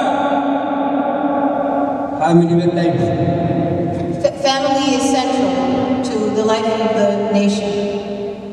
ബോയ് ഫ്രണ്ടും ഗേൾ ഫ്രണ്ടും കൂടിയുള്ള സംസ്കാര സാഹചര്യങ്ങളല്ല ഭാരതത്തിലുള്ളത്. അറേഞ്ച് മാരേജാണ്, കുടുംബ ബന്ധങ്ങളാണ്. Even more important than boyfriend and girlfriend relations and relations that you find in the West, which are often ephemeral. In India, the emphasis is on the family and the relationships between mother and father and children and the extended family. അച്ഛനും അമ്മയും പട്ടിണിയിരിക്കുമ്പോൾ, if your mother and father is in hunger, is in poverty, മക്കൾ അടുത്തിരുന്നുകൊണ്ട് ആഹാരം കഴിക്കാറില്ല. the children will not eat unless their parents eat. ഒരു പിടി rice അല്ലെങ്കിൽ food അപ്പയുടെ അച്ഛൻ്റെയും കയ്യിൽ കൊടുക്കും. They will first give the food to their mother and father before consuming it themselves. തിരിച്ചും അച്ഛനെയും അമ്മയെയും മക്കളെയും നോക്കും. In turn, the parents should do the same thing for their children and do. തൊട്ട അയൽവാസി പട്ടിണി കിടക്കുമ്പോൾ ഒരു നേരത്തെ ആഹാരത്തിന് കൊടുക്കുവാനുള്ള മനസ്സിനെ മക്കളെ പറഞ്ഞു പഠിപ്പിക്കുന്ന ഭാരതീയ സംസ്കാരമാണ് നമുക്കുള്ളത്. പട്ടിണി കിടക്കുന്ന അയൽവാസി, ദരിദ്രന്മാരായ അയൽവാസികൾ അവരെ സഹായിക്കുവാൻ പഠിപ്പിക്കുന്ന സംസ്കാരം മക്കളെ അച്ഛനും അമ്മയും പറഞ്ഞു പഠിപ്പിക്കുന്നു. The mission of Sri Narayana Guru is to alleviate the വിശുദ്ധമായിരുന്ന കാലത്ത് എല്ലാവർക്കും സഞ്ചാര സ്വാതന്ത്ര്യം, ഇഷ്ടമുള്ള വേഷങ്ങൾ ധരിക്കുവാനുള്ള സ്വാതന്ത്ര്യം, പഠിക്കുവാനുള്ള സ്വാതന്ത്ര്യം, ഏത് ദൈവത്തെയും പ്രാർത്ഥിക്കുവാനും തൊഴുവാനുമുള്ള സ്വാതന്ത്ര്യം. ഇതാണ് ഭാരതത്തിന്റെ സംസ്കാരം. The mission of India is to എല്ലാ ദൈവങ്ങളെയും ഒരുപോലെ കാണുവാനും, the right to worship every god, the right to be educated, and the right to cover oneself as one wishes. അത് അവരുടെ ഫണ്ടമെന്റൽ റൈറ്റാണ്, മൗലിക അവകാശമാണ്. കറുപ്പിന്റെയും വെളുപ്പിന്റെയും വേർതിരിവില്ലാത്തൊരു രാജ്യമാണ് ഭാരതം. In India, historically, it's not about black and white. എല്ലാവരും സൂര്യന്റെ കീഴിൽ ഒന്നിച്ചു പ്രകാശം കിട്ടുന്ന ജനവിഭാഗമാണ്. We are all one under the sun on this earth. അവൻ വൈക്കം സത്യാഗ്രഹം പോലുള്ള മഹത്തായ സത്യാഗ്രഹത്തിനും ശ്രീനാരായണ ഗുരുവും മഹാത്മാഗാന്ധിയും രവീന്ദ്രനാഥ് ടാഗോറും സ്വാമി വിവേകാനന്ദനും ഡോക്ടർ പട്പുവും ടി.കെ. മാധവനും തുടങ്ങി എ.ജെ. ജോണും എ.ജെ. വർഗീസും എ.എം. റഹീമും തുടങ്ങി എല്ലാ വിഭാഗം ആളുകളെയും ചേർത്തുകൊണ്ടാണ് വൈക്കം സത്യാഗ്രഹത്തിന് മഹാത്മാഗാന്ധിയും ശ്രീനാരായണ ഗുരുവും തുടങ്ങിയ മഹാത്മാക്കൾ നേതൃത്വം കൊടുത്തത്. The Vaikam Satyagraha was established by P.K. Madhavan, who was a disciple of Sri Narayana Guru, but also it was blessed by Mahatma Gandhi. Rabindranath Tagore was also very interested and came to Kerala, along with many others. ക്രിസ്ത്യാനിയും മുസ്ലിമും റഹീം മുസ്ലിം, എ.ജെ. John ക്രിസ്ത്യാനി, മന്നത്ത് പത്മനാഭപിള്ള, പിന്നീട് മന്നത്ത് പത്മനാഭൻ നായർ, ബ്രാഹ്മണ, ക്ഷത്രിയർ തുടങ്ങിയുള്ള എല്ലാ ജനങ്ങളെയും ഉൾക്കൊള്ളിച്ചുകൊണ്ടാണ് വൈക്കം സത്യാഗ്രഹത്തിൽ നയിച്ചത്. അതിന് നേതൃത്വം കൊടുത്ത ശ്രീനാരായണ ഗുരുവും ഗാന്ധിജിയും ഉൾക്കൊള്ളുന്ന വലിയ ഒരു ടീമുണ്ടായിരുന്നു. It involve Christians. അങ്ങനെയാണ് വൈക്കം സത്യാഗ്രഹത്തിന് അമ്പലത്തിന്റെ ഇത്രയുടെ ഊരിലിംഗമെന്നുള്ള മാറ്റങ്ങൾ വരുത്തിക്കൊണ്ട് ക്ഷേത്രത്തിൽ ഗുരുവായൂരിൽ തുടങ്ങിയ ക്ഷേത്രങ്ങളിലും എല്ലാ ആരാധനാലയങ്ങളിലും നടക്കുവാനും പ്രാർത്ഥിക്കുവാനുള്ള ഏകാവകാശമുള്ള രാജ്യമാണ് ഭാരതം. ഈക്വാലിറ്റി എല്ലാവർക്കും. Equality is the foundation of the Indian nation, and the Vaikam Satyagraha was a step towards establishing this equality. ഇനിയും ഒരുപാട് ആളുകളും പരിപാടികളും ഇവിടെ നടക്കാനുള്ളത് കൊണ്ട് ഞാൻ എന്റെ വാക്കുകൾ ഉപസംഹരിക്കുകയാണ്. ജയ് Hind. With that, I conclude Jai Hind, Hail India. Mr. B.K. Somarajan once again for this speech.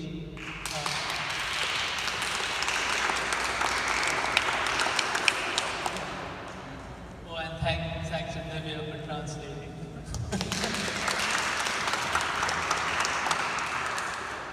We are now going to move on to the next panel, and I'm going to call on Jahan, who will be the moderator for the next panel.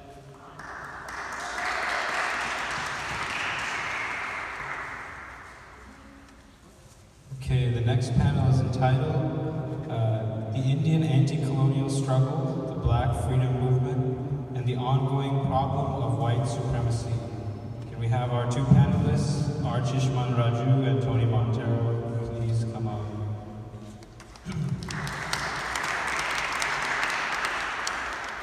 A bit about the panelists.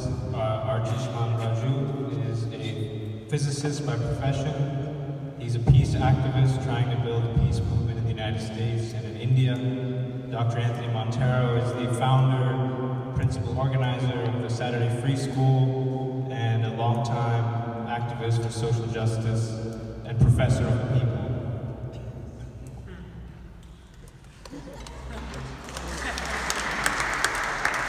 We'll start with Archishman Raju.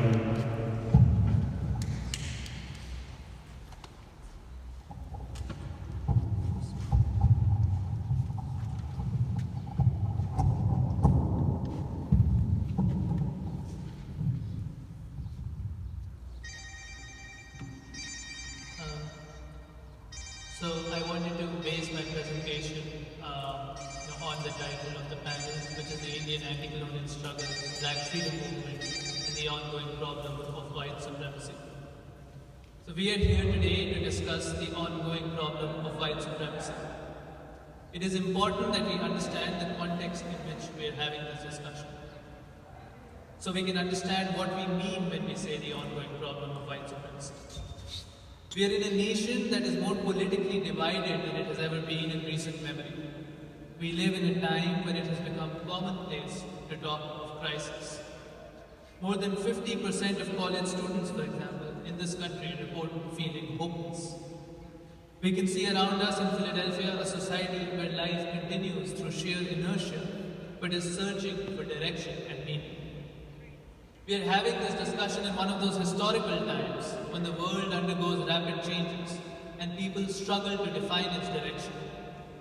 So we are having this discussion because we wish to contribute and intervene in the direction the world will take in the future. For many people, these changes seem so vast and the problems our world has to deal with seem too huge for them to contribute. Their natural response is to turn inward and, depending on their context, to become pessimistic, suspicious, hopeless, or sometimes self-serving. This is because our society today provides no avenue for them to contribute in a meaningful way. Any society must provide its people not only with basic needs, but also with meaning and purpose. We live in a historical time when a whole generation is struggling to find meaning and purpose. And so we are looking back at our history today, not simply to remember it and commemorate it, but to find meaning and purpose for today. It is to look outward rather than inward, to find hope in humanity and struggle to realize that hope. And therefore we believe that now is the time to examine our past movements and to discuss the ongoing problem of white supremacy. Now, the meaning of any word always has a historical character to it, and a word derives its meaning from its history. We are discussing white supremacy in a time when I think there is much confusion over the meaning of the word white supremacy and racism.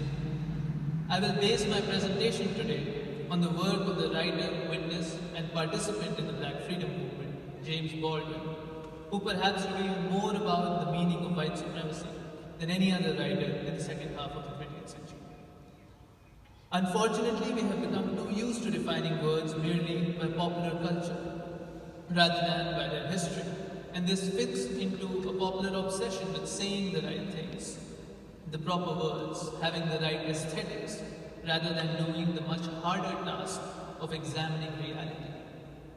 James Baldwin said a long time ago, preparing us for this moment, he said, quote, "We are capable of bearing a great burden once we discover that the burden is reality and arrive where reality is." As an example, we can take the remark that is thrown around today, that Gandhi was a racist. Many people have heard this, it's on social media. The evidence given for this is that he made some racist remarks during his lifetime, particularly his time in South Africa. But to judge Gandhi as a racist based on these remarks requires a definition of racism that has nothing to do with the objective reality of racism whatsoever, but merely to do with words. Racism is not merely about words, nor is it simply about aesthetics. Its historical character has to do with the domination of European nations over the rest of the world. Its historical character has to do with the slave system of labor, which serviced the needs of the elite in European nations. It has to do with the drain of wealth from the continents of Asia and Africa. It has to do with the division of the world between the so-called developed nations and the developing nations. It has to do with the system of imperialism. Perhaps at the deepest level, it has to do with taking away the history of people around the world and rewriting it. To quote from Baldwin, quote, "The real and unanswerable disaster of that history that calls itself white is that, first of all, in the world in which we live, there is no other history. History is a hymn to white people, and all of us others have been discovered by white people who may or may not, they suppose, permit us to enter history. This history can, for example, be said to reach a kind of culmination in the unspeakable and indescribable combination of arrogance and mediocrity that marks those cousins, the English and the German, is contained in their extraordinary assumption that the key to civilization is in their hands." End quote. Hence, racism and white supremacy have to do with the collective effort of European nations over the past 500 years and their rewriting of history, really in the past 200 years. This rewriting transformed Greece, which was very peripheral relative to Egypt, into the foremost source of philosophy and science. It transformed Europe, which was peripheral relative to Asia, and in fact behind Asia economically and technologically, at least until the end of the 18th century, into a superior power and consisting of a superior race, supposedly with intrinsic gifts. It has constructed a mythology which we all grow up hearing, and in fact Gandhi grew up hearing, from the British in India. It ascribes everything that is good and progressive in history to the color white, and everything that is lazy, blundering and backward to the colors black, brown and yellow. It is a mythology which sadly too many Britishers and Europeans believe themselves, and very few of them have the courage to challenge. This is why British historians have tried, ever since the freedom of India, to say that the idea of India was a British idea. In fact, a whole school of thought, called the Cambridge School, has tried to do this, which is recently in resurgence. I am less interested in the British description of India than I am interested in understanding what it is that compels the Britisher to do this. And as usual, I can do no better than to quote Baldwin again. He says, quote, "The English can be said to exemplify the power of nostalgia to an uncanny degree. Nothing the world holds, from Australia to Africa to America, India to China to Egypt, appears to have made the faintest imprint on the English soul. Wherever the English are, is, or will resist out of perversity, or at its peril, becoming England. Not, on the other hand, of course, that it can never truly be England, but it can try."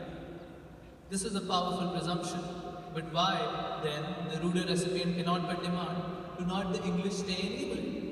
It would appear that this island people need endless corroboration of their worth, and the tragedy of their history has been their compulsion to make the world their mirror, and this to a degree not to be equaled in the history of any other people. Whereas England may have been doomed to civilize the world, no power under heaven can civilize England. End quote. This description applies also to those who have inherited the burden of civilizing the world from the British, i.e. today the American Empire. And following Baldwin, we may ask, why then do Americans not stay in America? Why do they feel compelled to go off to far-off lands to defend our democracy? This is deeply a part of the ongoing problem of white supremacy. In fact, it is in the nature of empires that their effect is felt far beyond their center. And so, returning back to Gandhi, he, like so many of us, grew up with a dream of becoming white, that is, went to train as a lawyer in England. However, it is not for this period of his life that we remember him. Rather, we remember him for breaking away from the British Empire, politically as well as intellectually, for going to the masses of people and becoming the leader of the Indian freedom struggle, whose culmination itself provided a break from the imperialist chain of dominance that kept Britain in power, and provided a drastic shift in global economic, political, and cultural relations. It was a struggle that attempted to revitalize a civilization which had been decaying under British rule, and it opened up space not only to address internal contradictions within India, but also for intensifying the struggle against imperialism and white domination around the world. This is why the leaders of the Black freedom struggle in America, in their fight against white supremacy, were so attracted to Gandhi and the Indian freedom struggle itself. As part of this year of Gandhi, we are discovering the deep ties between Afro-America and India.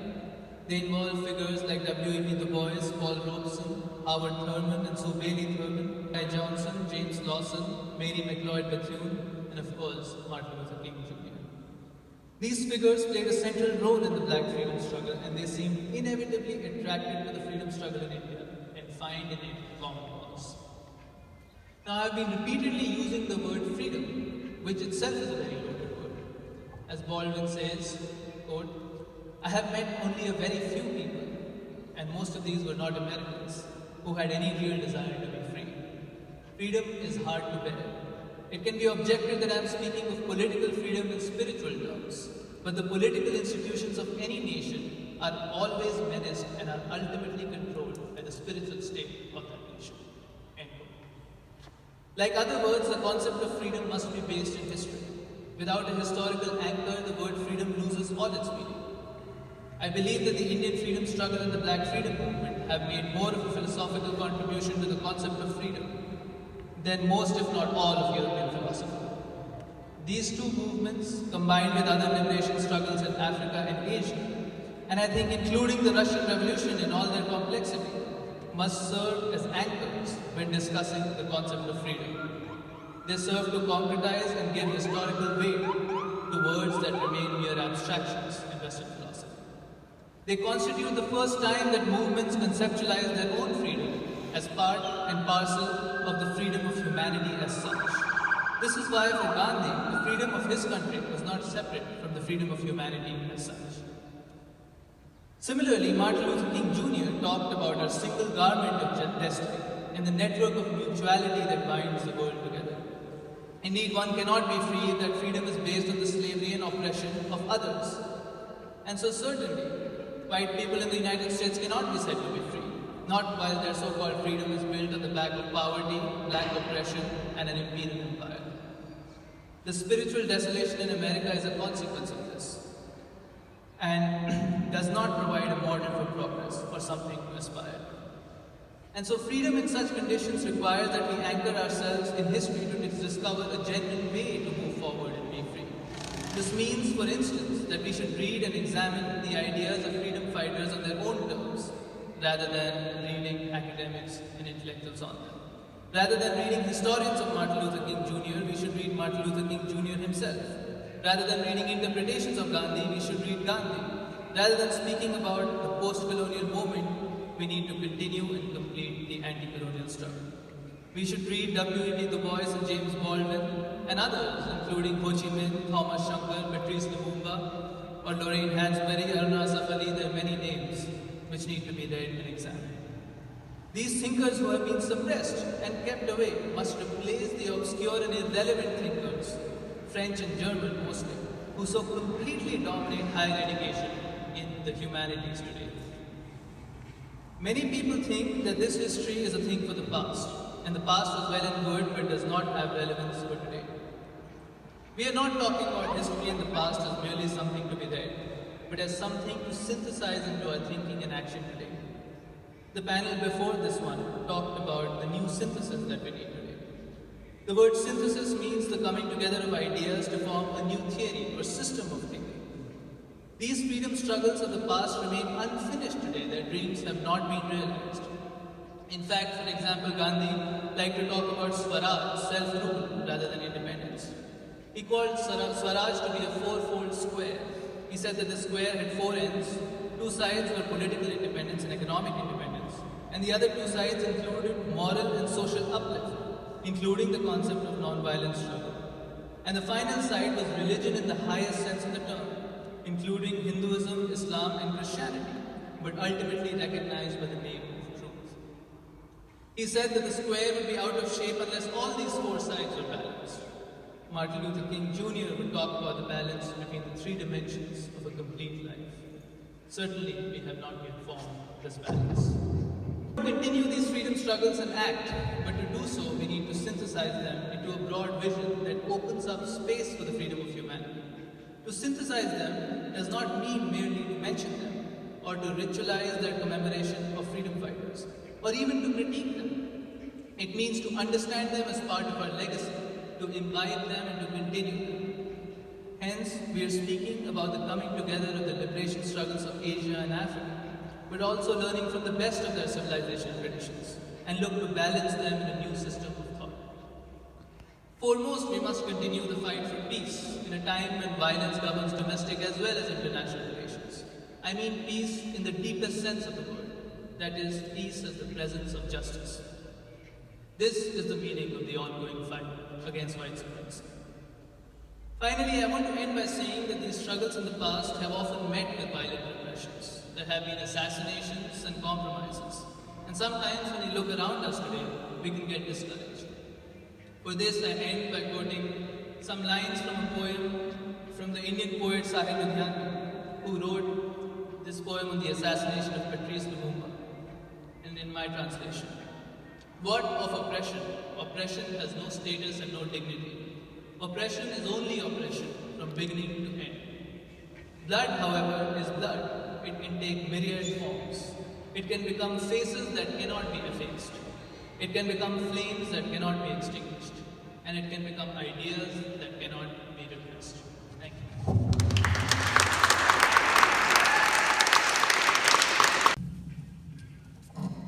I wish to give a presentation based upon my own reflection of the civil rights movement and on my reflections of the political and ideological moment that we exist in now. It is very clear that many of the assessments of the civil rights movement proceed, perhaps unconsciously, from the recognition that, like the anti-colonial movements of the 1940s, 50s, 60s, and even 70s, the civil rights movement was incomplete. That is to say, though it strove to completely change American society and to separate white civilization from white supremacy, it did not achieve its highest ambition. Therefore, the media and many scholars associate the civil rights movement only with the struggle for legal equality. that was only part of the struggle. And those who participated in it knew that that was the fact. One need only read the speeches of Martin Luther King, and of course, many of his associates in the struggle to know that merely achieving legal equality for Black Americans and the right to vote was only part of the struggle. However, the disruptive intervention of the U.S. state and the intelligence services, the FBI, the CIA, the various police forces, to disrupt movements and then to assassinate leaders, especially in the most immediate sense, Martin Luther King Jr., an assassination which I would argue Black America has not yet recovered from. All of this, along with the cultivation in the so-called post-civil rights moment of intellectuals and political and movement leaders who had a greater loyalty to the historic enemies of Black people than they had to Black people themselves. Let me state that in another way. If one studies the courage, the commitment, the sacrifice of any number of leaders of the Southern Civil Rights Movement and compare them to what goes for Black leadership today, it is like comparing, what can you say, not just apples and oranges, but courage and cowardness, and saying they are equivalent. And if one never saw the leadership of that period, never heard them speak, never marched with them, never was in their presence, or did not live in the moment where they created the zeitgeist where freedom defined the people, it would be easy to say that what goes for Black leadership and is celebrated in the mass media and by the white establishment, one would say, well, these are Black leaders and that must have been what they were like back in the day. Well, that is not at all the case. What goes for Black leadership too often are those who apologize for the continuation of white supremacy and for the growing inequality economically and socially of Black folk. That is not what the civil rights movement produced. But then on the other hand, the same people, the same media, the same academics who tout these as our new leaders are at the same time celebrating the so-called, I put quotes, failure of Black leaders of the past. And thus, just like the attacks upon Gandhi, we have been witness, most profoundly in the last few weeks, of a renewed attack upon Dr. Martin Luther King Jr. I would warn you, be careful of those who bring to us these new revelations about King based upon summaries of so-called transcripts of so-called tapes of Martin Luther King Jr., all done by the FBI, who openly stated that their interest was in bringing Martin Luther King Jr. down, suggesting that he commit suicide, and if he didn't want to kill himself, they would do the dirty work, as I am convinced they did. So this brings us to this question. If the civil rights movement was incomplete, and it was, as witnessed by the fact that after the passage of the Voting Rights Act of 1965, Martin Luther King and others directed the civil rights movement towards the fight against poverty, war, and racism, what King called the triple evils of American society. King was a socialist before it became popular, the current time. King united the struggle for radical social change, the fight for peace, and the demilitarization of the U.S. economy. King argued that poverty was the great scourge of American society, and that the bombs that were being dropped in Vietnam were exploding in the black ghettos of Detroit, Philadelphia, Chicago, and other places. He saw an inextricable unity, as he called it, a common garment of destiny that linked the struggle for black freedom with the struggles of the colonized dark races around the world, not least of all the great anti-colonial struggle of the peoples of India. It was this recognition that led King to the understanding of what he called the fierce urgency of now, that we must act. But we must act with purpose and with a moral anchorage. Hence, compared to so much of what goes on today, that acting in itself is something to be celebrated. Whether or not that activity engages broad masses of people, whether that activity is morally grounded, and whether that activity can lead to objectives which liberate millions of people. This seems to be of little importance, because now we have entered into what the academics define as post-modernity.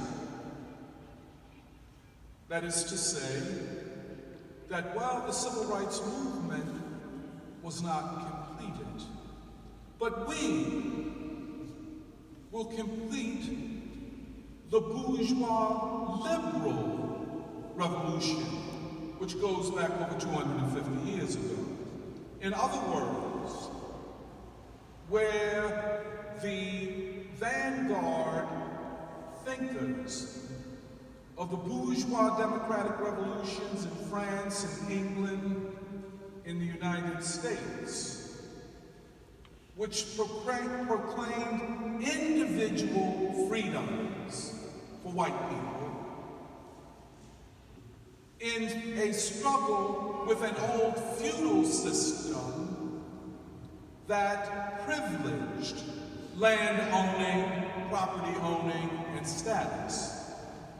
So individual liberty became the hallmark of the bourgeois liberal democratic revolutions. Today,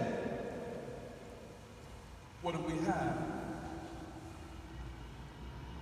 A call for the expansion of individual rights as opposed to freeing of oppressed peoples as a whole.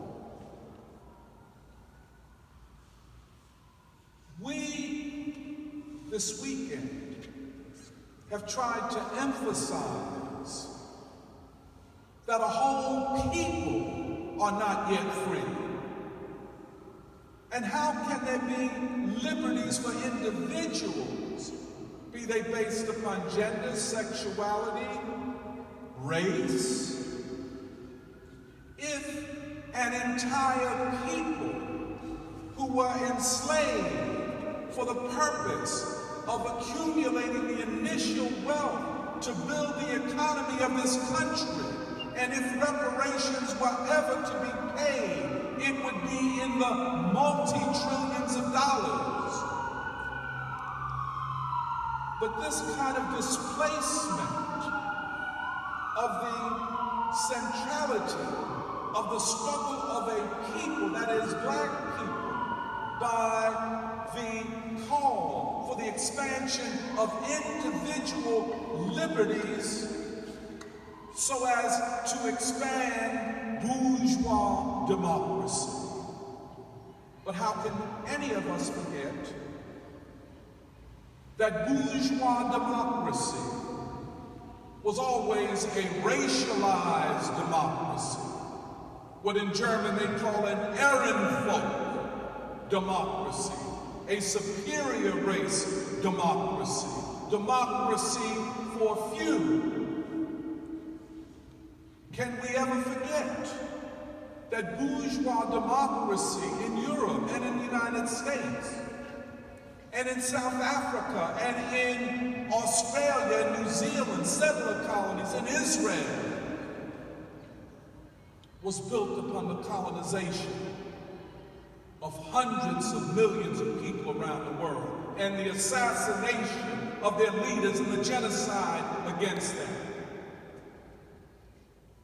The underlying assumption of those who would dare to attack Martin Luther King or Mahatma Gandhi, the civil rights movement or the Indian anti-colonial movement or the African independence movement, those who would dare to attack it can only attack it if they are given the, quote, moral freedom to erase from the historic record the enormous achievement of the darker races in the fight to overthrow white colonialism and imperialism.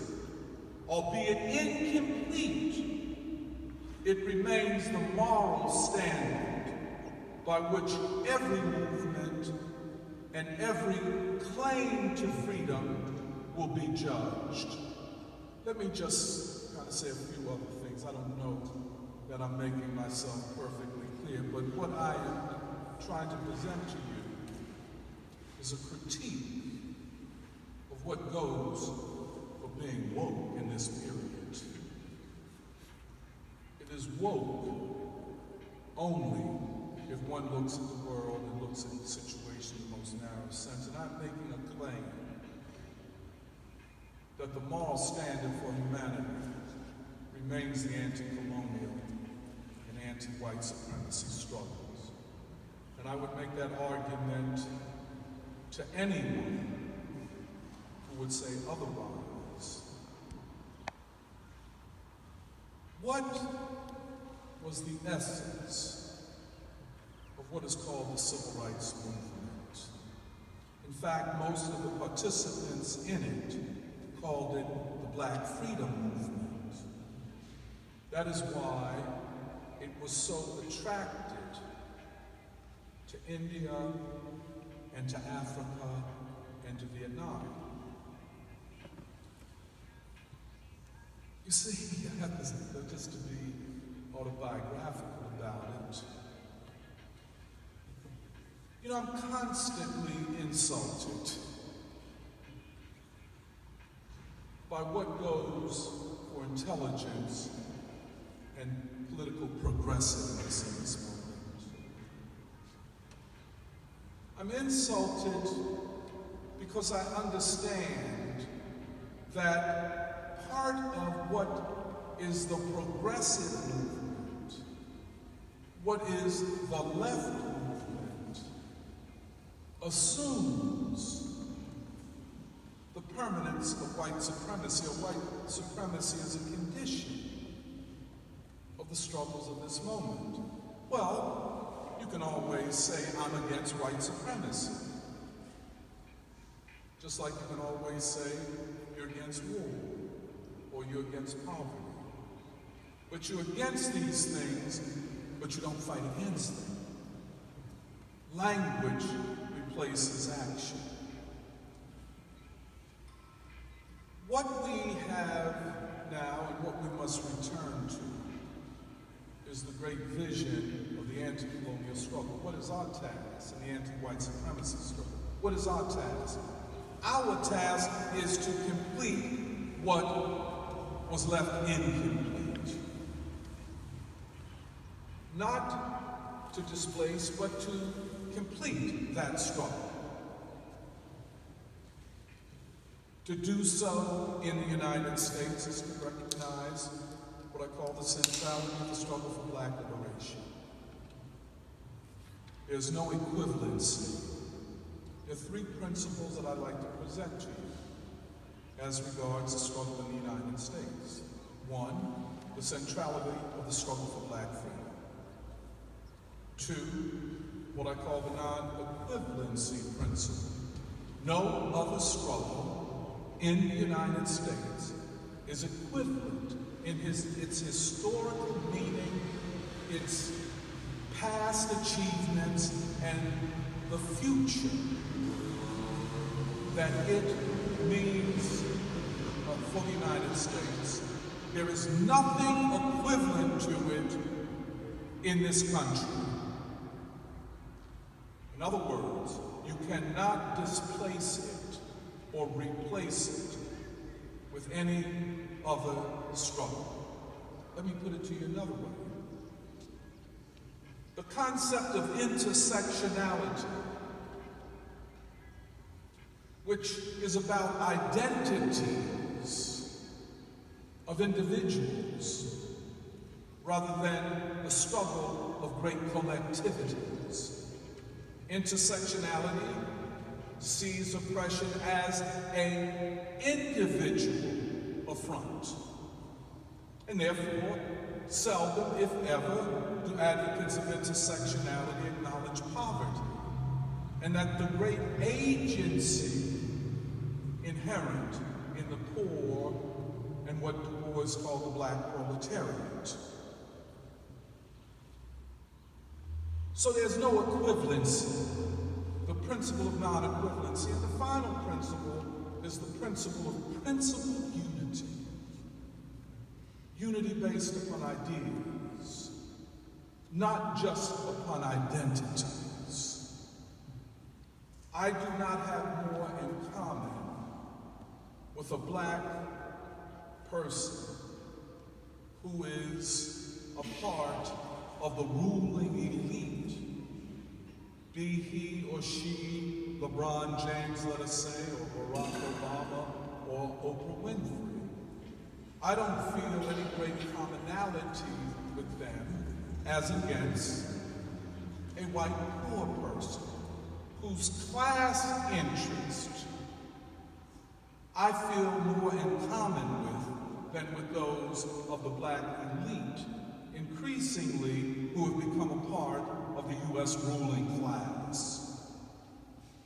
Principled unity means understanding what is central, what is the foundation of the type of radical change we want to make, and how then to build unity among forces that can defeat a common enemy. King and the civil rights fighters understood that they fought under conditions, first of all, that we African Americans are a minority in this country, a beleaguered, oppressed minority, a people who have been lied about and lied to for 400 years, producing a strange and peculiar type of consciousness, what Du Bois called a double consciousness. Sometimes, if you want to understand Black folk, it's useful to understand that often we see ourselves through the eyes of our oppressors. That's what Gandhi faced when he was in South Africa initially. He was looking at himself and the world through the eyes of the British colonialist. But it was Africa that produced the Mahatma. He received the name from Tagore, the great poet of India, in India. But he, in essence, became the Mahatma in Africa. As Du Bois put it, always Africa is giving the world something new, or world-old metamorphoses, a new metamorphosis of a world-old thing, always Africa. And so, Stevia pointed out, as Raju iterated, and as Du Bois so presciently stated, India is Africa. Africa is all over Indian civilization and languages. So, at the end of the day, to attack Gandhi is to attack what gave birth to Gandhi, Africans. To attack Martin Luther King is to attack what gave birth to Martin Luther King, the black working class. And that's what it's intended to do.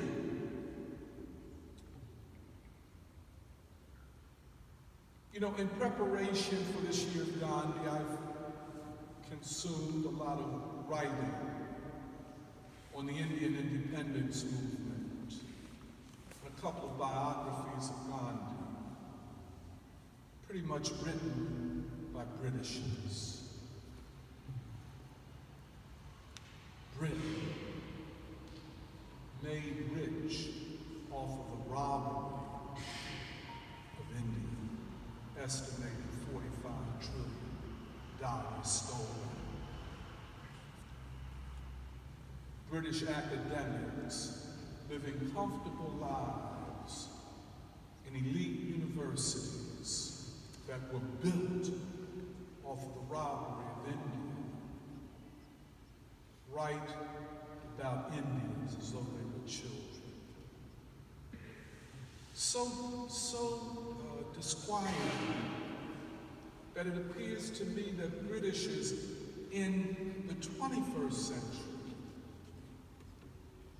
write about Indians in ways that American white supremacists dare not write about black people these days, going so far as to say that India is a British idea,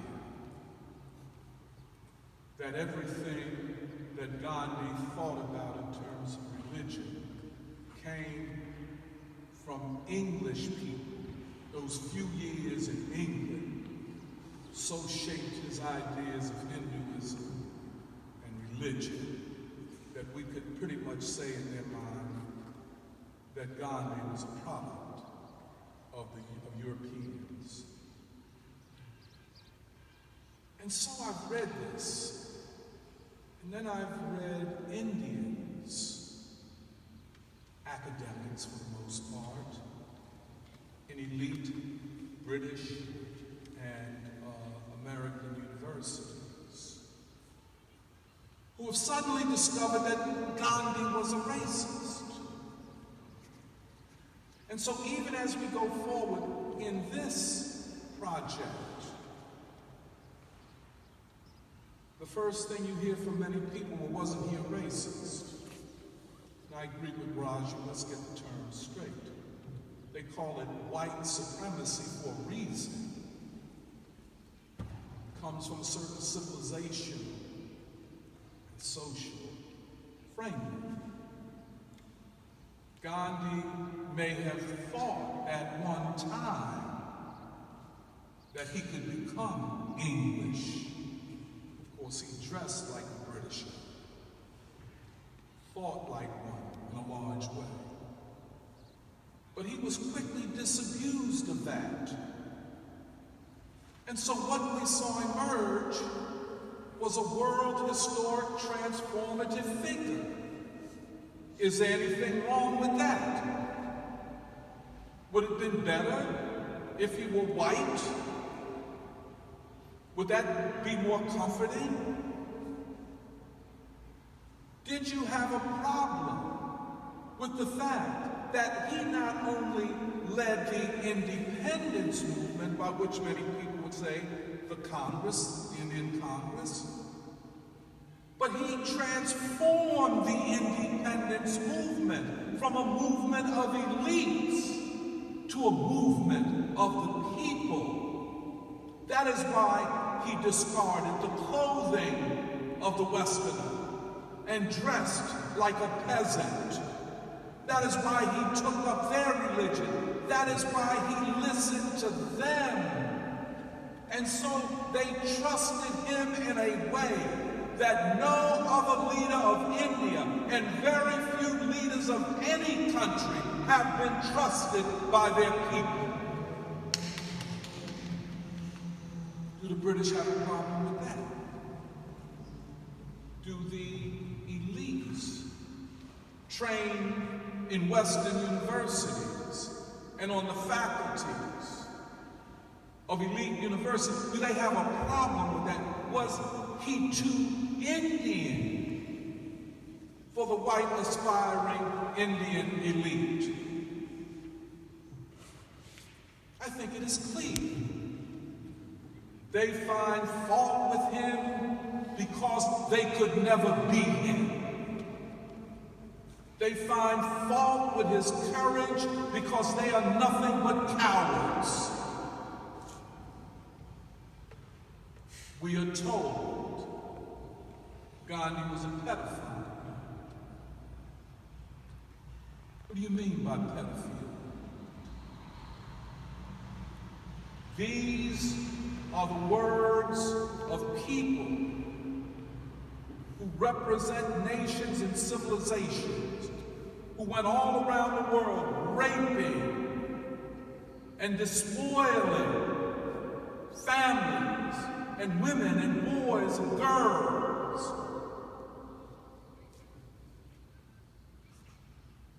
You know, criticism begins with self-criticism. When, as is the case, with white and Western intellectuals that have so much to say about the struggles of the people of the darker races, before you open your mouths to criticize Gandhi, what about the rapes in India?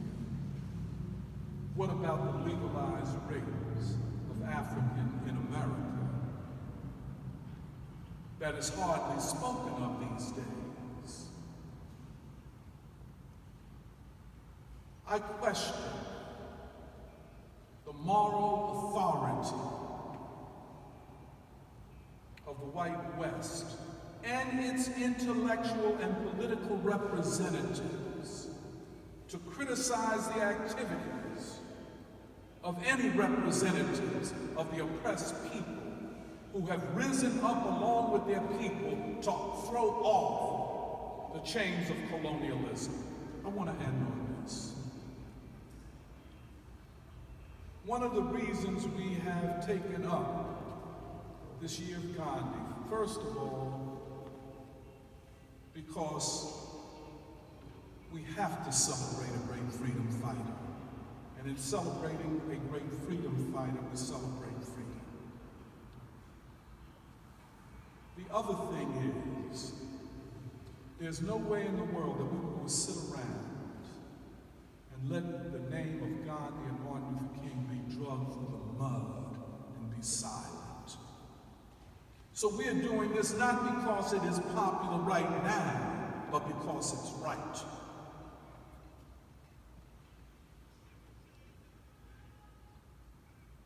If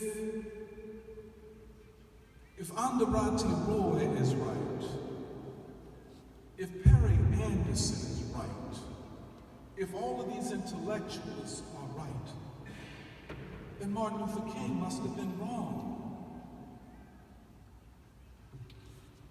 Then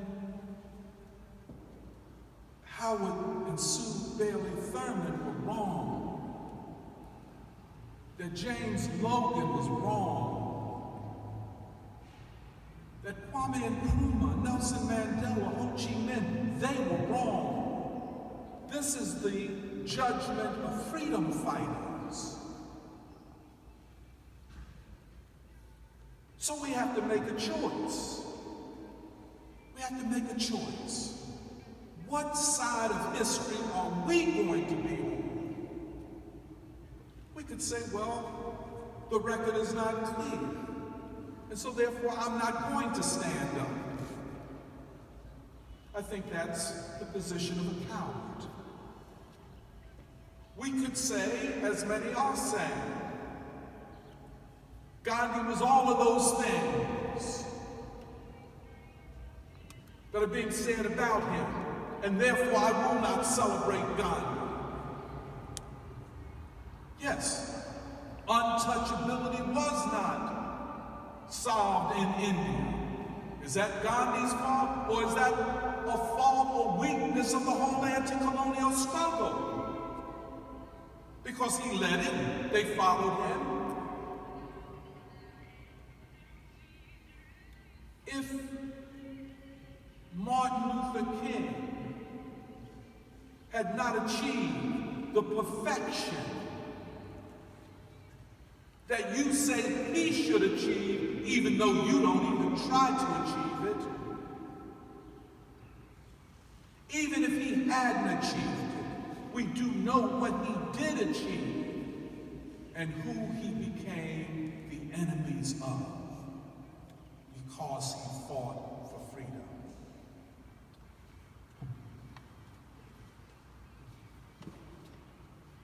We're at a moment of truth in history, my last one. Profound moment of truth. A turning point in history. In a lot of ways, there are no certainties that we will win. We look around us, and this is probably most acute for young people. Who stands up against war? Who stands up for the poor? How will we address the crisis of the climate? Who, as Marvin Gaye said, who will save the children?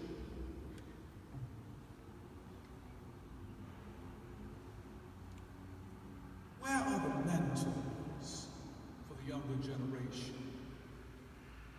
All the so-called militants from back in the days.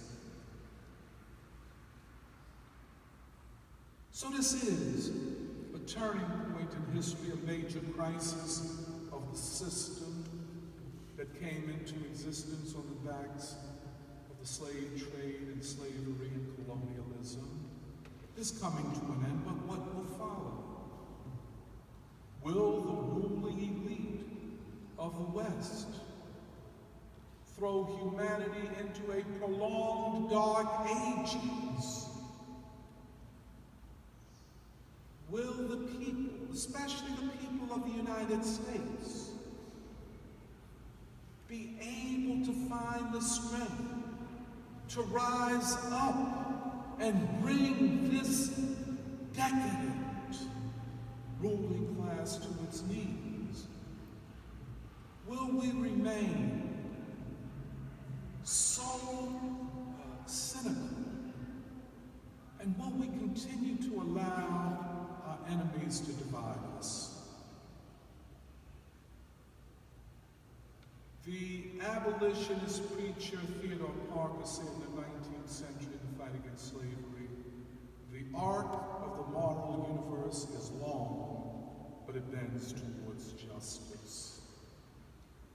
Well, I would warn, he did not put a time on that. The struggle for justice can be short or it can be longer. Depends upon what the people do. James Russell Lowell, quoted by King and Du Bois, said, truth, truth, forever on the scaffold, wrong, justice forever on the throne in power. But ultimately it is the scaffold, the marginalized, the oppressed, who will sway the future. Gandhi said